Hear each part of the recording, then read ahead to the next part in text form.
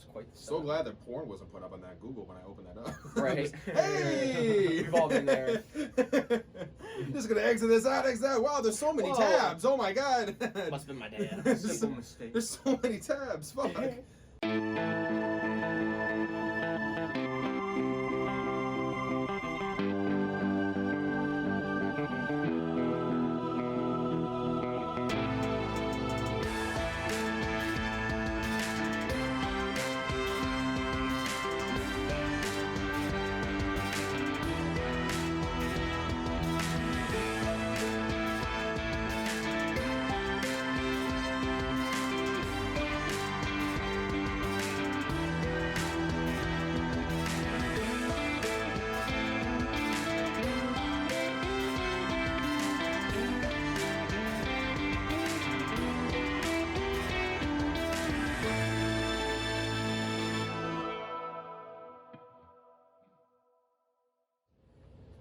And as the intro once again fades out, we are back with another episode of the My Opinion Doesn't Matter podcast. I am here with two special guests. We don't have two guests on very often, but I got my boys over here, Mr. Josh Lutey and Connor McBain. Say hi to the people.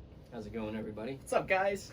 It's great to have you guys here. Tell the people a little bit about yourselves. What are you guys doing here? Oh, man. Well, I'll let my buddy go here first. What's up, guys? I'm Connor. I'm McBain. I'm a local, Metro Detroit area actor. I graduated from the Motion Picture Institute in 2019, and it's there where I got the privilege of meeting these great guys, Josh Lutey and EJ Bethke. And I've just been working in the area, doing a lot of student films, and I'm just glad to be here. EJ invited me on, so I'm glad to talk about acting and see, wherever else the conversation naturally goes. Absolutely. What about you, Josh? Well, my name is Joshua Lutey. I've been acting for about 4 years now. Used to do theater, made the transition into film. I studied with Chris Newman at the Go-Teary Creative Arts. Okay. Wonderful place. Any Michigan actor looking for acting classes, definitely, I highly recommend Go-Teary. I heard all great the things way. about that Shout guy, out. yeah. Very good. Shout out to Go-Teary. Yeah, we love shout outs on this show. We don't.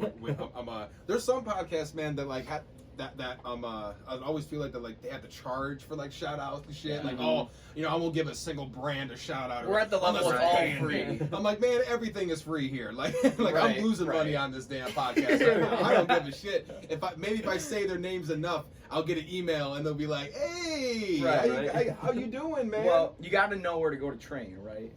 Yeah, So, it's also absolutely. important, Like just a couple episodes ago, we had like this whole like 10-minute bit where I was shouting out this gym that I go to. He didn't ask. He had no idea I was gonna do that. Like it don't matter to me. Like I don't care about all that monetization shit. Obviously, if money comes the way of this podcast, there's a lot more we can do with it. But it's like I've never really been too concerned about it. Like if you start a project, especially something like this, where you're starting off from literally the ground and going and trying to get it to go somewhere. If your whole goal is to just make money, chances are you're not going to stay with that project. Exactly. Because you're going to realize very quickly There's no this is love not in going to it, make right? money for a long time. Right. So you have to have other motivations to keep this going. Otherwise, you're never going to continue to do it. Exactly, and it's kind of like what I point out to a lot of a lot of my friends that aren't a part of the film community. They look at me and they think that like, oh man, you probably make a lot of good money doing what you do, and it's like, well, I mean. Sure. Not necessarily, but it's not for me. It's not about the money. Like getting paid is always a plus for anyone. Yeah. I enjoy like, eating. That's always good. Exactly. Like if we could get paid to eat. But no, I've this is just something I've always been very passionate about. Like it really doesn't. The money's never been a big thing for me. I've just always wanted to. Growing up, my favorite holiday was Halloween. Yeah. We got to be someone else for a full day, and I used to think that was the coolest thing ever. Mm-hmm. And with growing up, because with the range in acting getting bigger, it was I started to realize oh my gosh, I'm not myself right now. Yeah. There's so many different things, and it gives you a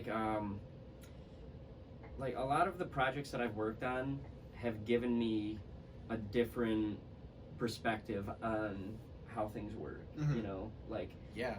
I've Sure. never seen like how just recently I got to play a character with nonverbal autism. Yeah. I had no idea about a lot of that, and I did a lot of studying leading up to the role. Oh, I'll bet. And it opened my eyes so much because it was like There's people out there. Exactly, Who live like and that's right. it was definitely a treat for me because I love discovering the differences between a lot of people. Like nobody's the same. Yeah. And I think that's what I just love about that is I got to see from a different perspective that I would have never expected to Yeah. want to know about. You know, you get to kind of wear Right. this skin, you know, like this whole other Yeah. person. Like, you know, like I've talked about it many times in the show when I played that white supremacist role, you know, like it was something similar where it was like, you know, it was a role that like, you know, once you kind of get yourself into that mindset of someone who just has so much hate in their heart and in their, and you know, Yeah.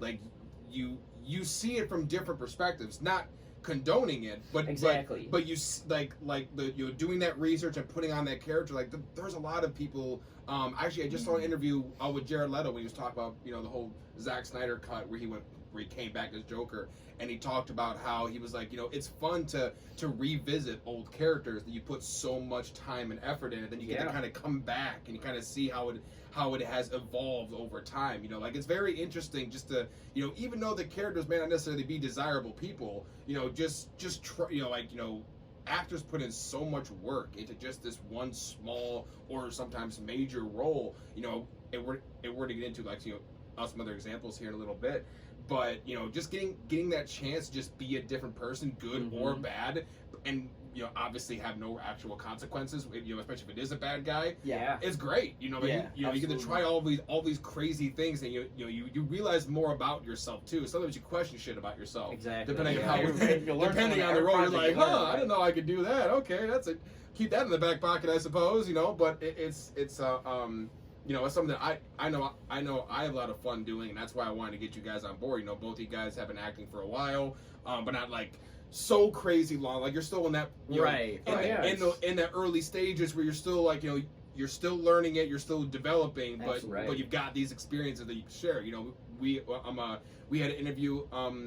I'm not sure if at this point when we're recording this, if it's been released or not. But when I did the interview with Justin Main, who was who was obviously working on the movie Crow, you're in that picture as well. That was the you know. nonverbal one, right? You're talking Yeah, about that was the nonverbal Yeah, character. yeah. So you know, it's even with roles like that, you know, just you know, being the 80s that we are, because I'm pretty sure we're both, you know, all three of us are around the same age.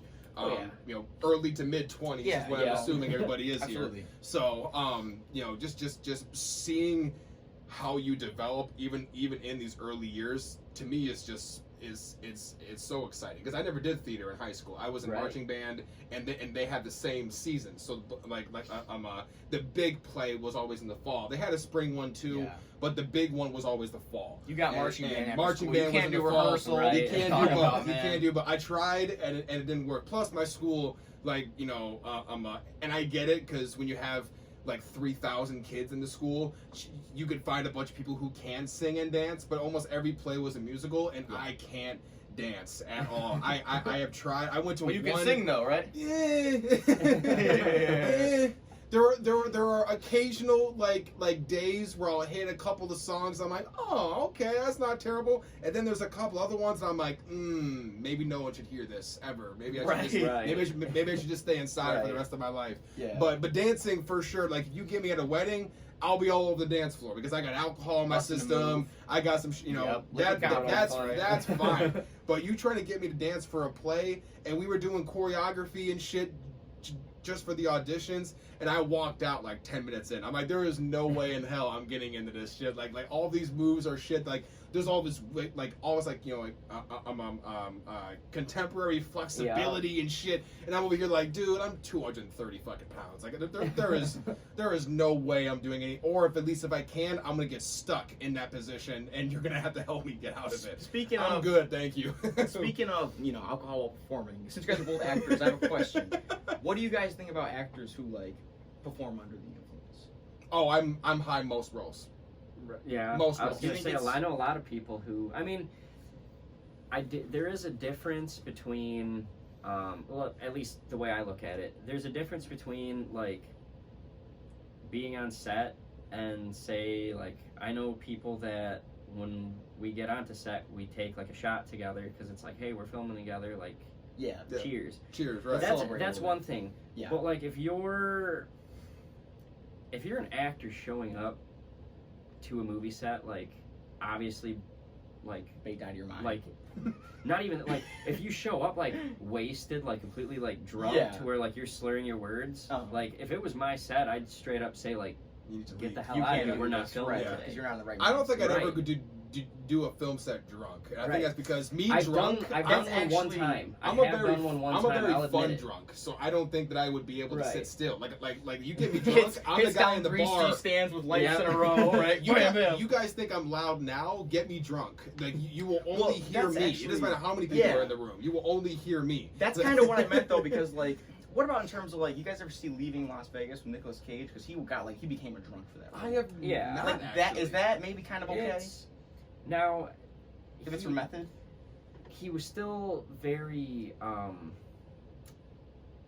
Like What's the aware, word? kind of like yeah, able he to was do still his job. he was still very professional with it, you know, Okay. like and but that's another thing too, is just because, and I hear this a lot, but like just because like certain like actors win like Oscar awards because like they were method acting or they were drunk on that set, that doesn't necessarily means it works for everybody. Yeah, no, You it's know, very like- true. I think it depends on the director. I think it depends on the actor. Like, you know, Yeah. there are some actors who can walk on set drunk as hell, and like Exactly. you said, Yeah. they're gonna get kicked right off because It's hard. they can't control It's themselves. hard not buckling And- under yeah. the weight of that, right? Right, You know? and I will admit there was one set that I did act on, that I was like everyone got drunk. Like the scene that we were filming, we all actually had beer in our mugs, like Yeah. we were really sipping. Yeah. we were We didn't actually get our drinking. sip on. Like we didn't get like belligerent, but like, you know, we were feeling it. We were feeling Director, pretty my good. beer's Couple empty beers, again. I couple don't know what beers in. happened. Right, that's I'm how sorry. it was. It's like, hey, beer's empty. PA would walk up, crack one, pour it in there. You know, that still to this day is one of my favorite Man, what kind of sets that I've worked on. Who's his director? I want to work with this guy. It's actually no, he's a good friend of That's mine. funny. It was actually a 48-hour film that we did, Those seem fun. and what it was is it's called Zinkatikos, and it was by Nolan Elias. Oh, he's like yeah, he's a cool. really good friend Oh. of mine. Okay. So Shout out Nolan. Yeah, shout out Nolan. Shout out Nolan. Great guy, love him. He's a brother to me. You might not ever see this, but shout out. That's the But, funny thing too. All these shouts, like you're never gonna see this Right, anyway. right. But it's great. We're gonna forget to tell you. But no, so he contacted me and he was like, yeah, so this weekend we're doing the 48-hour film festival, and I was like, okay, and he goes, do you want to be like the lead actor in it? And I started laughing. I'm like, yeah, for sure. And he's like, all right, well, stop by tonight. It was a Friday Yeah. at the time. He was like, stop by tonight. We're gonna film in the morning. And Also, he not even. well, but it was a 48-hour film festival. We Also, you had got to- the topic and you We had got 48 the hours to topic, make it. we had 48 hours. I We was saying, like, finished this it in one guy day. just started. Like, this guy's, you know what? Maybe I should It's get a not lead like the actor. festival Right. lasts 48 hours. Right. We're filming tomorrow. Like, maybe I should get Yeah. a lead actor for this. So, Like- he started. We filmed Saturday, and then we were gonna do Sunday, but we knocked everything out on Saturday. Okay, that's solid. Sunday it was already sent in. Damn, that's a good editor Yeah. too to be able to get that And- shit done. Yeah. Mm-hmm. And what happened was, like I was on the set and I hadn't seen the script yet. And when we first saw the script, it was like my eyes just instantly widen reading it, because basically what it is I was a guy looking for a place to stay, like like looking for a roommate, Yeah. kind of type thing, and I saw a thing that said live with Greek gods, and I'm like, oh yeah, like I've been in a fraternity before, like I'll do that, like totally. Then my character shows up to the house. It's literally Greek gods. Like his roommates are Poseidon and Zeus, and they like Getting your Percy Jackson on. Right, but like the funny thing is like since they're gods, they could do whatever they want, but because I'm human, you're the one that does the house chores, you pay the bills, you do this. That's So great.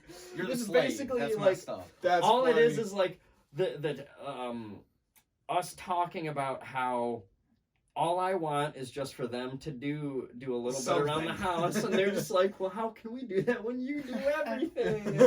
And the two actors that I got to work with in that, Todd Gurdon, Jimmy Schiappelli, two wonderful. Oh yeah, I'm friends with Jimmy on Facebook. I know Jimmy. Two wonderful down to earth guys. Like I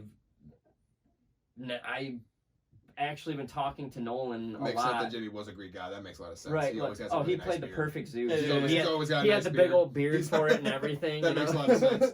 And the funniest moment I had with Jimmy too is like, he was one of the guys. Like we were doing the scene while we were drinking the beers, and in between takes, like it was like, all right, take a 5.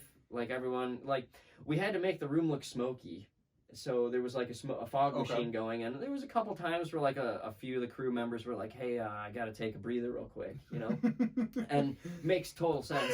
So like as he was taking the breather, I remember I walked into the kitchen and I was pouring myself a beer, and Jimmy walks in and he just gives me like the funniest looking smile, just and I'm like, you good, bud? And he's just like, I'm not gonna lie to you, man. I've probably went through like a 12-pack of these today. Like, this is probably my 12th one, and we both looked at each other and just started like bawling, laughing. Like, Oh, that's great. And it's I great. can't even lie, bro. 12 of these are gone. And even like Todd Gurdon, we filmed at his house. And what's funny too is like the whole series, the whole episode, he was smoking a joint, like it was like a joint like that big and like that round. One of those giant rock cones or something. And the funny thing was, he was really smoking a joint. Oh, that's Oh, great. God. He really rolled a joint that big. Oh, and like, man. how it would go is like, while it was filming, he was smoking. The minute they said cut, he's like, I'm fucking baked, man. Someone needs to take this. And like, we take it and just, Right. like, Try to keep it like lit.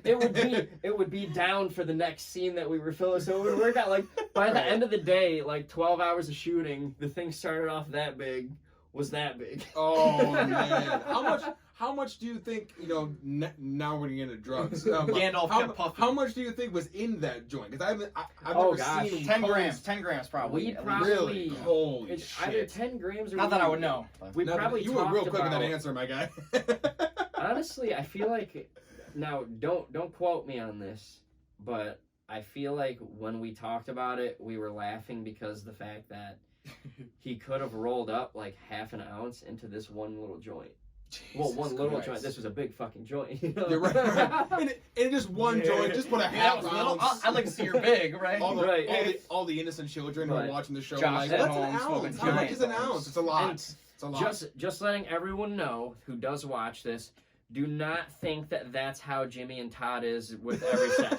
This was a set that it was all bros working at. Like, this isn't It's like something an anti-shout right. out. We wouldn't recommend every single set that Yeah. we're gonna do together. We wouldn't do this, but like, just this script.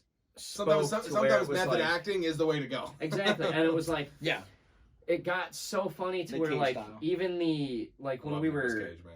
when we had the premiere at the theater the week after, a lot of people were like talking about how they made the movie, and they were all kind of like, yeah, so like what was special about our movie is, you know, we our actor method acted during it.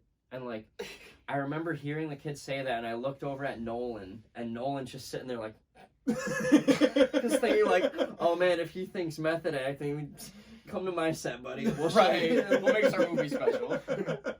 I'll show you method acting, But motherfucker. we had so much fun, like still to this day. And like I said, I'm still on Nolan's back saying we need to, this can't just be like a 10-minute thing. Like, Yeah. I like a want this series. to be a series Mhm. because the best way to describe it is like, are you familiar with What We Do in the Shadows? It's kind of like that the one human lives with the vampires. Yeah. I've Oh, seen yeah. Oh, yeah. It's- Okay. So it's kind of like you take What We Do in the Shadows and you cross it over with The Office, and that's basically what Zincathicos was. It's like I would be taking care of these gods, but next minute it would go to like I'm in a room getting intervied, and I'm like, this is I can't ridiculous. stand These guys don't do a anymore. damn thing. I can't stand it. You know, All these superpowers, they don't do shit in this damn house.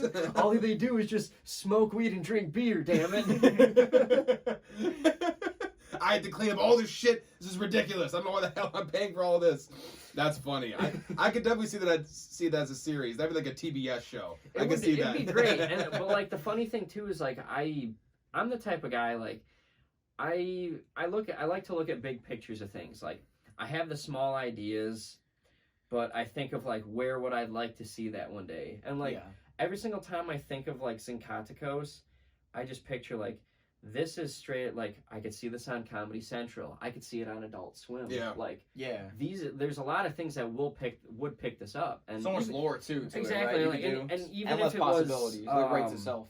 Right. And even if it was a web series too, like I truthfully feel like a lot of people would watch this. I posted a picture on my Facebook just like make a joke, like because during quarantine times I took a picture of before when we filmed, and I was like, you think your quarantine was bad? Well, try living with Greek gods. Like a whole bunch of my friends, every day. Whole bunch of people like that I have on Facebook were like reaching out to me like, yo, so like is that like a real like thing coming out? Because like I would watch that. Like I would tune in each week, and I kept telling Nolan like, Nolan, like, dude, let's do it. You don't understand. Make this your thesis film. And one of the I didn't act in this one, but it was one of the most it was some of the most fun that I've had working with actors. It was this short film that I tried. I don't know if I've told the story on this podcast. If I have, forgive me, you're hearing it again. But I tell so many stories on the podcast, I forget which ones I tell, and I'll tell it again and be like, you already told that one. Oh, my bad, sorry, I didn't know. Well, for those who didn't hear it, you're gonna hear it again. When I was doing other short film was called Speak of the Devil. And we were filming at a bar, and basically the entire thing, the entire the classic like the elevator pitch was a bartender serves last call to the devil himself. What's the conversation like? And that was the entire 15-minute thing, where it was this poor bartender who is basically stuck having this conversation with a guy, kind of think like American Psycho version, and Jacob Fariance was playing the devil. Which looking back on now is really, really funny. Really ironic. It was really, really funny. If you know Jacob Fariance, you know exactly why I say that. But shout out Jacob. Shout out Jacob. Shout out Jacob, man. But can I get an amen? Oh my God, that was it was so fun having him play this like I can't remember what the main character's name is in American Psycho. Oh man, I've watched movies. Christian Bale's. I'm gonna get slaughtered, but it's fine. The guy Christian Bale plays, that guy. Shout out Christian Bale. It was basically that version, but also with a couple extra like the supernatural devil powers, and so like he'd have like a drink in his hand, and this is before I went to bartending school, so I thought every alcohol you could light on fire. I know that had to be like a certain proof. Yeah. So we had a scene where we lit a shot on fire, and it was because he was holding it and it lit on fire in his hands. So like all these like little like subtle like hints, like this guy isn't normal. Who the hell is this person? And eventually he was basically there just to fuck with the bartender, because a lot while I was making it, people on the set would ask me, why would the devil come and like basically warn this person that she's on the wrong path to go see him? Is that kind of the whole point of the devil? And it is because after the credits there was supposed to be an end credit scene. We never got to film that. I'll explain why, because it's a really interesting story on that one too. But the end credit scene was supposed to be kind of like the typical guy who opens the bar, like the customer opens the bar and closes the bar. He comes back the next morning and turns on the TV, and it shows that the bartender was in a car accident the night before, and she actually had passed away. And so there was this whole like, I'm coming to tell you that you're on the way to me, and I'm gonna make it kind of seem like you have time to fix it, but I know you don't. You're gonna die as soon as you leave this bar. And And so it was kind of, oh, so he wasn't there to help her. He was there to fuck with her the entire fucking time. Yeah. You know, it just made her see all this weird shit. And honestly, probably wouldn't have even gotten into that accident if it wasn't for the fact that she had just dealt with some of the crazy shit that he had shown her. So it was I really like that. At some point, I actually want to bring that back, but with quarantine, it's hard to get a bar to trust the film set. So once I'm able to do that, know somebody, right? Yeah. Once I'm able to do that, then then I plan on bringing it back. But the reason why we never got it finished was because it was in the middle of winter, which was the exact setting that I wanted. But this idiot, man, him and his girlfriend, I guess, got into a fight, and he took her car at about 3 or 4 o'clock in the morning, drunk, and slipped on ice and drove his car into the bar that we were filming at and put a huge hole. It also was a bar that I happened to be working at the time, too. So I get a text next morning from my boss, like, hey, no one's working today. There's a car in our fucking restaurant right now. And I'm like, can't quite make it work. And once it put up, and it was fucked because he ran through the wall with the window. So he had to put up like a fake wall and shit just so people could actually eat there again. So the whole set looked different. So we had to scrap the entire thing because the whole set didn't look right anymore. I'm like, you son of a bitch. I've never heard of that happening where someone drives into the film set the day before we were gonna, like, it was the last day of filming, we were gonna get the whole thing done, and the fucker drives his car into the building. We had to scrap the whole thing. What you should have done, you should have gotten a shot of the car and used it for the end for the car crash or something. That could have. That would have been perfect. Worked, right? That would have been awesome. I definitely should have. I mean, I still have some pictures. I can throw the picture up on the on the news station because now we're gonna use a different bar. Even though we just spoiled the entire film on the podcast. Oh, it's fine. It's fine. Like 7 people listen to this damn thing. You're right. We'll still have an audience that are surprised. There's gonna be like a few people who get, but I loved working with Jacob on that one. Just like, especially just like that kind of a character is such a hard character to have to try. I mean, I'm sure it wasn't easy for Christian Bale to nail the human version of this character, where now you're adding this kind of supernatural abilities to this whole thing. He's making her see different things. He's making himself look like her parents in different scenes, and just making her trip the fuck out. Almost like this weird like drug induced style type of scene. And just having him having to be this like super like first kind of casual, sarcastic, and then turning into this like very intimidating, kind of, once she realizes this guy isn't not a normal person after quite a few instances where she probably shouldn't have ignored her. But it was so fun just to work with a character like that, and to develop a very just kind of complex character. Yeah. Even the bartender herself, like, she didn't have a name. She was known as the bartender. And that was to me, that was kind of more of a metaphor for this could happen to anybody. Yeah. Kind of thing. To kind of make it a little bit more, I wouldn't say realistic, but I guess relatable. Because a lot of the issues and a lot of the mistakes that she was making that would put her on the path to go see Satan are things that a lot of people probably do.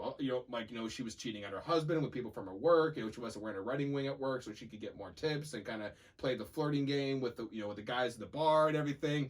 She was doing drugs, all this crazy shit. Not anything where she was debilitatingly, drugged out or anything, but just doing enough to kind of, clearly putting her on the path where, if you believe in that kind of a thing, you're not going to the place up above, you're going to the place down below. Mm-hmm. And so having to slowly develop it out to where you realize, like, you're kind of rooting for her, but at the same time it's not like she's a very good person either. So it's this very conflicting battle with the audience that I was trying to build, and obviously I have to bring it back at some point. But I just love that tagline. Like whenever I tell someone like oh, well, what was it about? A bartender serves last call to the devil. What happens? And they're just like, oh, that could be interesting. And I'm like, I know. I want to make it. I want to make it so bad. Like, at some point I have to bring that thing back. But fuck, I lost my train of thought. Connor, what is one role that you did that kind of pushed you a little bit, that kind of challenged you to having to maybe had to do research, like how he had to do for his, what was a role that you did that maybe you were skeptical at first, like I don't know if I can even pull this thing off, but you were able to. Yeah, sure. Well, to be honest, I really haven't had a role like that yet.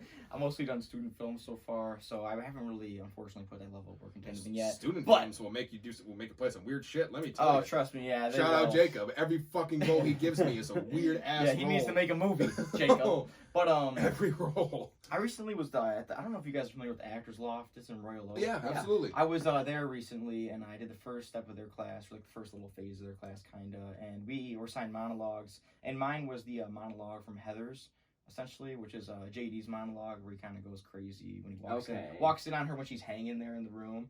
So I did that, and I would say that is probably the thing I did like the most research for, because I was just like, I wouldn't necessarily call it research, but just like breaking down the fundamentals of like the aspects of a scene. You know, you could just jump right into that in a film. So like, oh, I'll be fine. I can play that guy. Yeah. Right, exactly. Really believing like what you're saying is important, I feel, and just making strong choices. And I feel like I did that. And also like, this might be kind of cheap. You guys might not agree with me, but also like I steal a lot too from a lot of other actors. Like if I see an actor do something that I like, I'll try and steal from them, because the odds are they probably stole it from somewhere else. Yeah, you know. No, that makes a lot of sense. So yeah, when I was doing that monologue, I was trying to like emulate. I was like, what's a good male kind of crazy performance? I was like, Matthew Lillard, Stu, Scream. I want to bring that. I want to bring that energy. I'm glad you didn't say Joker. Like I'm glad you said something else. Yeah, it's still kind of crazy character. It's still kind of basic.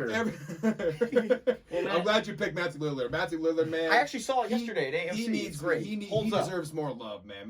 Matthew Lillard has played some great roles. He does. He's really good. 13 Ghosts, like the Scooby Doo franchise, the only good live action from cartoon rendition. It wasn't even supposed to be him. Yeah. It was supposed to be I just found this out the other day. It wasn't supposed to be Matthew Lillard. It was supposed to be, there was someone else before, but then Michael Myers was supposed to play him at one point.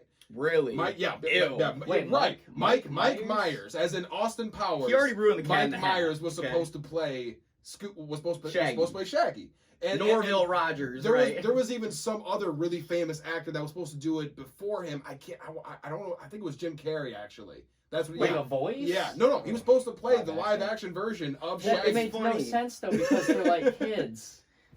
You know, like silly. You meddling kids. I completely agree with you. I'm so glad that those two guys did not work out, because that movie would not have been nearly as good. Instead, Jim Carrey, maybe, but Mike Myers? That way too old. You're talking about Shrek, right? Like Shrek. You're talking about that guy's gonna play Shaggy. Okay, all right, yeah. Actually, thank God they went with Matthew Lillard, man. But hey, it's funny you bring that up, because like Mike, like the funny thing too is, originally Mike Myers wasn't even supposed to be Shrek. The original choice, Chris Farley was supposed to play him. They actually, if you look on YouTube, that was weird. They actually have the storyboards the cut up of him doing his first run as the voice. Now, God, that would have been so weird. He died midway through filming, and they hired his best friend, one of his best friends, Mike Myers. Yeah. Mike Myers came in, he started filming it, and then halfway through filming it, Mike Myers told them, I don't like it, I want to refilm, I want to do all of it. And they were all kind of like, what the hell? Yeah. And then when he started talking, he added like that Scottishness to it. And then that's what gave us the Shrek, like to this day. A non-Scottish Shrek who just doesn't, like now looking back, just does not sound. Yeah, like Chris Farley's has an American accent. And that's the thing too, like I would have and you know, I'm a very open-minded person. I would have totally been for seeing a version of just Chris Farley, because I want to see what that would have been like. Yeah, what they would have went. That would have been very alternate interesting. Universe Shrek. But in that Shrek, he had more of like emotions, like because like in the original Shrek, they wanted him to kind of have like daddy and mommy issues, kind of like how his parents were never there for him, you know. And then I love that. That's now, great. And then they went the route of basically he's the only ogre around, so he's alone in general. Yeah, that's funny you say that. But Josh. he likes being alone. Yeah, that's the thing. Like he didn't realize how much he loved having people around until he met until Donkey and and then Princess Fiona, came around. Like he fell in love with Princess Fiona instant. Like you knew that was gonna happen. Come on, come on. That's We all funny knew you say that, You saw the way we because, looked. You saw the way she looked at him. Of course. Come on now. In the fourth film, it's funny you say that because I remember in the fourth film, I remember reading they were planning on doing something like that where we see like Shrek's backstory as a kid or a teenager, Yeah. and his like parent issues. So I want to say 5 is in development, so maybe Yeah, we'll finally see that Who touched knows? on. I just saw a poster for number 5 just Right. the other day. I'm like, you have got to be kidding. They're making I'm another excited. one. Because that I'm- fourth one I'm- bombed so bad, I didn't think they'd liked ever bring it back. I really like the fourth Wait, this one. has nothing to do with Really? acting. What's your guys' What? ranking of the Shrek films? Oh man. Oh, Ooh, see, this come could on. be okay. Come on. So definitely one's got to be number 1 for me. I love the first one. Number 2 is honestly, it might go literally in order 1, 2, 3, and 4 just down the line for me. So 1, 2, 3, and 4. Yeah. I think that's how. Would you 4 agree, and Josh? 3 you could switch Honestly- in and out. I feel like, but 1 and 2 are the best 2 for sure. Yeah. I mean, I have love, to watch 3 and 4. I again. love It's been a all while. of them. I could watch all Shrek the 4 of them Third. over and over again. Yeah. But I mean, if I was to rank them all, I'd probably make it similar to EJ's, except for I would do 2, 1. Oh, 3, 4. okay. The I can second, see the the second one was argument. perfect. I can see the argument for like, that, 100%. The fact that they I can added see the all argument. those people, like, and that's what I love about Shrek is they always have that one character that they introduce in the next movie. That's like, I remember watching it, and then like always at the end, it's like, holy shit, that's the guy who voiced that character. Yeah. Like Yeah. the whole fucking way. You appreciate it a lot more, right? Dude, the Prince Charming character, that guy in Rupert the very something. beginning Rupert where he's doing Everett, where he's doing the Yeah, hair, the hair flip. flip. That scene has Oh, stuck dude. with me for so many years. Where every time, like, I have 4 younger siblings, so watching those movies, She's we had getting them all the married. time. and we would quote those movies, especially the first 2.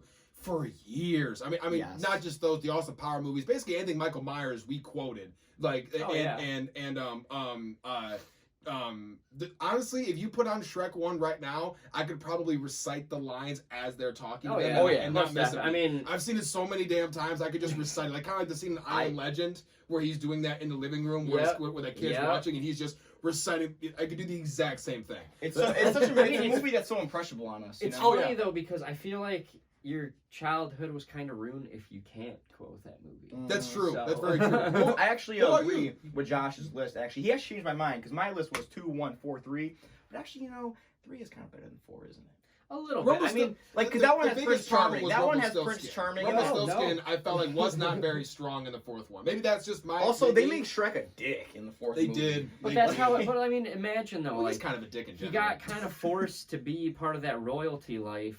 That it was the 4th movie. You could tell like that life just got to him. That, That was like he his midlife wished, crisis. He wished that like I want to be back in the swamp again, and that's what it was. Except for he got tricked into like, oh, by Giving the up way, you were everything. never born. Yeah, You know, No one knows who you are. That's what makes but it's funny though because that's kind of like what Rumpelstiltskin was like in the old stories. Oh, of too. course. Like, Oh yeah, it makes He would- sense. I just found the character in the movie just really annoying. I will say, oh, I did. but that's what made him so good though. Like, if he wasn't That's probably true. annoying, like I mean, all the Shrek villains are have that like that Oh, no, quirkiness to them. You know? Yeah, what I that's mean? true. That's true. Lord, Like- Lord Farquaad though, that guy can. John Lithgow. He was that was such a great character. I like all the short jokes with him. I'm so glad they made him short because all of like the Napoleon complex jokes that came up with him were just so great. And that line that he has, where the line from his that I'll never forget is when he's on top of his little. On his castle with all of the soldiers ready to fight to see who's going to go get the princess. Some of you may die, but it's a sacrifice I'm willing to make. It's a Fucking sacrifice I'm love that line. willing to Everyone's make. like, You would see that oh, as, like, oh, thank right. yes. What a noble man. Loved it. I feel Loved like that. that's kind of how my ex-boss was. You know? Like, Some of you may like die. you got to work during quarantine. Some of you may die, but that's a sacrifice I'm willing to take. I absolutely love that shit. It was so goddamn funny, man. And while we take a quick pause of what I'm sure is a riveting conversation, let me tell you about a friend of mine as well as employer, Crave Pizzeria on Sashball Road, right here in Clarkston, Michigan. Now, believe me when I say, even though I know I'm employed by them, they're only one of 2 pizza places that I will buy pizza from these days. I dare to try to guess the other one in the comments down below. But regardless, this pizzeria has some incredibly fresh ingredients, fresh made dough, fresh vegetable toppings, which are not frozen, freshly grated cheese, which again is not frozen, and fresh meat straight from the butcher shop, which again, I'm repeating myself, but it's not frozen. Steve Templin, the owner, cares about his food and his customers. You'll catch him on the pizza line basically every single day, serving quality food to his community. Now, right now, if you call or walk in, you'll get 10% off any regular price carryout item when you mention my name or the name of the show. Again, that's 10% off when you mention EJ or the My Opinion Doesn't Matter podcast. Nail your next tailgate or your next party in general. It's right by DT Music Theater. Thank you again to Steve and Crave for being a friend of the show. Peace.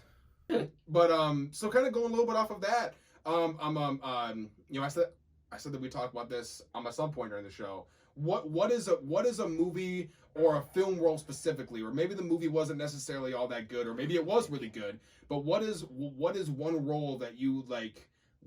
One character role that you look at and are just amazed at how well you like not only the character but the acting in it as well. Like somebody you can kind of be like, you know, maybe someday, like kind of like what you mentioned before, where you kind of take things from different actors. Yeah. Like, what's a role that you go, at some point I'm gonna have to look at that character again and maybe try and get a little bit of some insight, you know, into how they do things. I know I have mine. It's a movie I just saw recently, but I'm curious of what you guys have. Sure. Okay. Josh, want to go first? Actually, I got to think about that one. Okay, well, That's take a reins. That's Well, actually here, I'll go- brainstorming. I'll go first real quick. Right. You know, to kind of give you guys Yeah, sure. a little bit of an idea. So this movie is on Shudder. Shout out Shudder. Love Shudder. Please Love sponsor Shudder. me. I'm a huge horror movie buff. And I was just kind of scrolling through Shudder, and there's this movie on there called Bliss. And it's a movie that came out about 2 years ago. And the basic kind of description they had in there was this artist is having kind of this like, you know, artist block. She's a painter, and she hasn't been able to, you know, to create in a while. Like she has this kind of, you know, this whole thing where she just kind of stands in front of the canvas and it's just nothing's coming out. You know, anyone who writes, anyone who draws always has those periods where they're like, there's just, my hand's not moving right now. Like for whatever reason, it's not working. And so she takes this drug, and it's a mix of cocaine and DMT, and which is just always a great time. And she winds up, you know, partying this night where she's taking all, I mean, just line after line after line of this stuff. She's going, you know, she goes out clubbing with these two people, and it's kind of a relationship where she kind of has like I guess like a friends with benefits thing with this chick and this other guy, who I believe the guy and the girl and the guy are kind of in like a relationship type thing, but it's not one of those like typical boyfriend girlfriend kind of things. It's, you know, it's kind of like, you know, like when you watch those like really gritty kind of, you know, I'm not really sure how to describe it. Like they're in LA, so it isn't like the high life of LA. But it's one of those where it's kind of like the lower end of the LA people who are still trying to kind of come up and make it. Like they're partying a lot of drugs, a lot of sex, a lot of stuff like that. And this and she winds up getting, well, at least kind of what you think, because the way they edit it is she's almost always in this drugged out state, so you don't really know what's all real. But at some point she gets bitten by this chick. Yeah. And even though she's looking in the mirror and like sometimes she'll see it and then she'll look back and it's not there. She'll look at it again, it's there, it's not there. You know, like not really sure if all that happened was actually real. And she slowly turns into like this like vampire type of character, but also mixed in with these drugs. And so it turns out these drugs make her create this masterpiece. And this canvas, goes from the ceiling to the floor. Damn. Just huge fucking canvas. She's got like a $10,000 like pay advance to get this done by this art gallery. And she's like, she's got 3 days. She's doing all these fucking drugs, all these drugged out scenes. And as and then she wakes up the next day. This character, by the way, is almost always naked. For whatever reason, she's naked so many times in this fucking movie.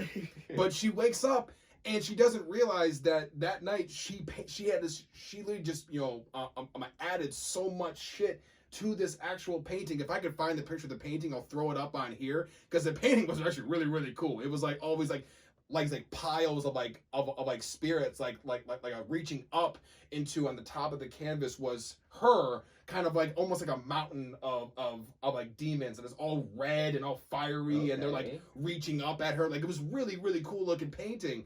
and she but every morning she'd wake up and more would be done, and she can't remember ever doing any of it. Right. And then, you know, it'll kind of flash back to not only did she, you know, did a whole bunch of painting, but in her whole drugged out state, she's also killed like 3 or 4 fucking people. Oh no. You know, so like she'll go to their Oh, house no. and be like, "Hey, I'm knocking at your door. Like, why aren't you answering the door? Like, 'cause you just killed him last night." But she has no fucking clue that she did that. Right. So she's trying to figure out what that. So like, and just seeing like both versions of this actor were so incredibly fucking cool. By the way, I probably should put a spoiler alert before I start talking about this, but it's fine.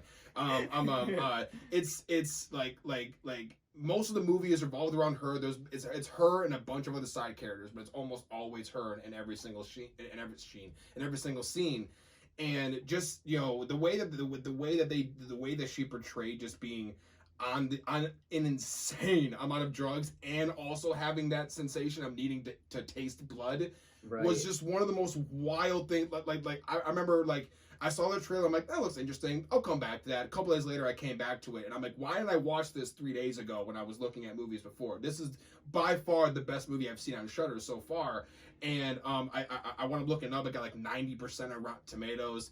Definitely didn't know that either. But like a movie like that getting that kind of critical praise I'm glad I didn't know that before I watched it, because I would have came in with more expectations. Yeah. I went into it not knowing what the hell was going to happen, and I was so thoroughly impressed, especially by her. You know, and you know, at the end, stuff already given out spoilers. She winds up finishing the painting and everything. You know, and she winds up getting it done. It's interesting because the ending has a lot of kind of questions that you have to ask at the end of it, because if the only way to kill these, you know, beings is if you destroy the heart. You know, it's kind of how most vampires are. Yeah. So when she's eating people, she's never actually destroying the heart. So all of a sudden they start coming back. And all of a sudden, but you're not sure if they're real or if they're hallucinations. Right. With her boyfriend, she winds up ripping like as she's kind of feeling like, like I'm starting to feel that coming on. Like she's trying to tell them, you need to leave. He's like, no, I'm not gonna leave you. Like I have basically having a seizure right now. Like I'm not gonna leave. It's like, no, you don't understand. You need to leave. And then she eventually she can't she can't control anymore. She attacks him, but she just takes his head and just like snaps it off almost. But like all of this was open, and she's like drinking like the blood from his neck. And all of a sudden, like a few minutes later, you see him, and his neck is now put back, but it's still like healing. Oh. So because it showed before how when she got herself hurt, she was able to heal up. So you could like you have these questions of, is he really there? Is it a hallucination, or is he healing and is now a vampire? And he's alive. And then you find out that he was one, because he was stabbed to the heart by someone else who came into that room, and he wound up actually dying, like how the vampires are supposed to die. So, but they didn't you didn't really catch on to the fact that, if you don't destroy that heart, these people that you're just kind of half eating are going to eventually come back, and they're going to come after you at some point. So it was a really interesting twist they added into the end of that, where her boyfriend's like, you know what? When I was thinking about when you were killing me, at first I was scared, and then I got really angry, and then it was just like, okay, wait a fucking like this really, really cool twist and turns of that movie. Long story short, I watched Bliss. I absolutely loved it, but the acting in there was just fucking superb. Like acting like you're on drugs, unless you've done drugs. Even if you've done drugs, if you're sober, that is not an easy thing to pull off. You know, I mean, obviously the editing tricks and camera tricks help with it as well, but getting those facial expressions right and those body mannerisms, you really got to use your senses. Of you tweet, like that is not an easy fucking thing to pull off. You know, and everything in there was practical. All the gore was practical. There was no CGI bullshit. Everything looked fucking real. That's the power of imagination, honestly. It was really fucking cool. I really enjoyed it. But yeah, so I guess that's like one example. Granted, the movie was also good, but that particular role, I'm gonna have to go back to that character at some point. Yeah, that was really good. It sounds like someone. You said it was on Shudder. Shudder, yeah. Okay. Yeah. I watched it on Amazon Prime because they have a Shudder like attachment, so you can get to Amazon Prime. But God, that was such a good fucking movie. That was a good character. Loved it. Yeah, I'll have to check that out. That sounds really interesting. But what about you guys? You don't have to explain it for 10 minutes like I did. But no worries, man. But what about you guys? What's a role that you could see yourself, or you have gone back to kind of get more like inspiration, to help out with other roles that you've had, or Yeah. Oh. You got anything, Josh, or no? Want to go? The brain's working, the smoke's coming out the ears. Yeah. I think the gears now, are working. I don't, not really much of the point of like a bad movie but great acting, but like a certain type of acting that I always like go for is like I'm a big fan of Joaquin Phoenix. I mean, who's not? Of course, right? He's a huge inspiration. You know, it's just like every single one of his movies that I've seen have been very like eye-opening and jaw-dropping to me, at least, to where it's like I can't believe he just did that. Yeah, you know, like he's just one of the like. I feel like he's insane to work with too. Like, like as a director as well, I don't think I could ever work with him. I feel like he would overpower me. But that's the thing, though. To be a good actor, you wouldn't overpower those around you. You're just doing your part. That's true. That's true as well. That's true. And he's not one of those, like, he doesn't have a big ego about Josh, what he does. I feel he's like very, like... What you said when he does something, you can't believe he does that. He's really good at just kind of, like, unpeeling himself. And he is. Himself, he's very good. Giving himself purely and being, like, truthful, right? And, like... A good example is, you know, when I was a kid, I listened to Johnny Cash a lot because my father, you know, played it. I remember when I was in 5th grade, that's when they announced the movie Walk the Line, Walk the Line. Yeah. And saw Joaquin Phoenix played it. You know, as a kid, I didn't notice all this. Like, I watched the movie, thought it was pretty good. Yeah, of course. But then, like, I watched the movie back when I was about 23, a couple years ago, and watching it that day, like I remember feeling like almost comatose to the TV because like I couldn't look away. Like lost yourself in like like the fact that this guy literally learned how to sing. Like, I mean, he always knew how to sing, but like the guy literally didn't want anyone to play guitar or sing. He wanted that all to be himself. Like he wanted to Speaking be of method Cash. acting. Right. And he did it. Another movie that I talk about all the time with him that not a lot of people know about, but every single time I tell them to watch it, they come back to me and they're like, dude, that was fucking great. Was Her.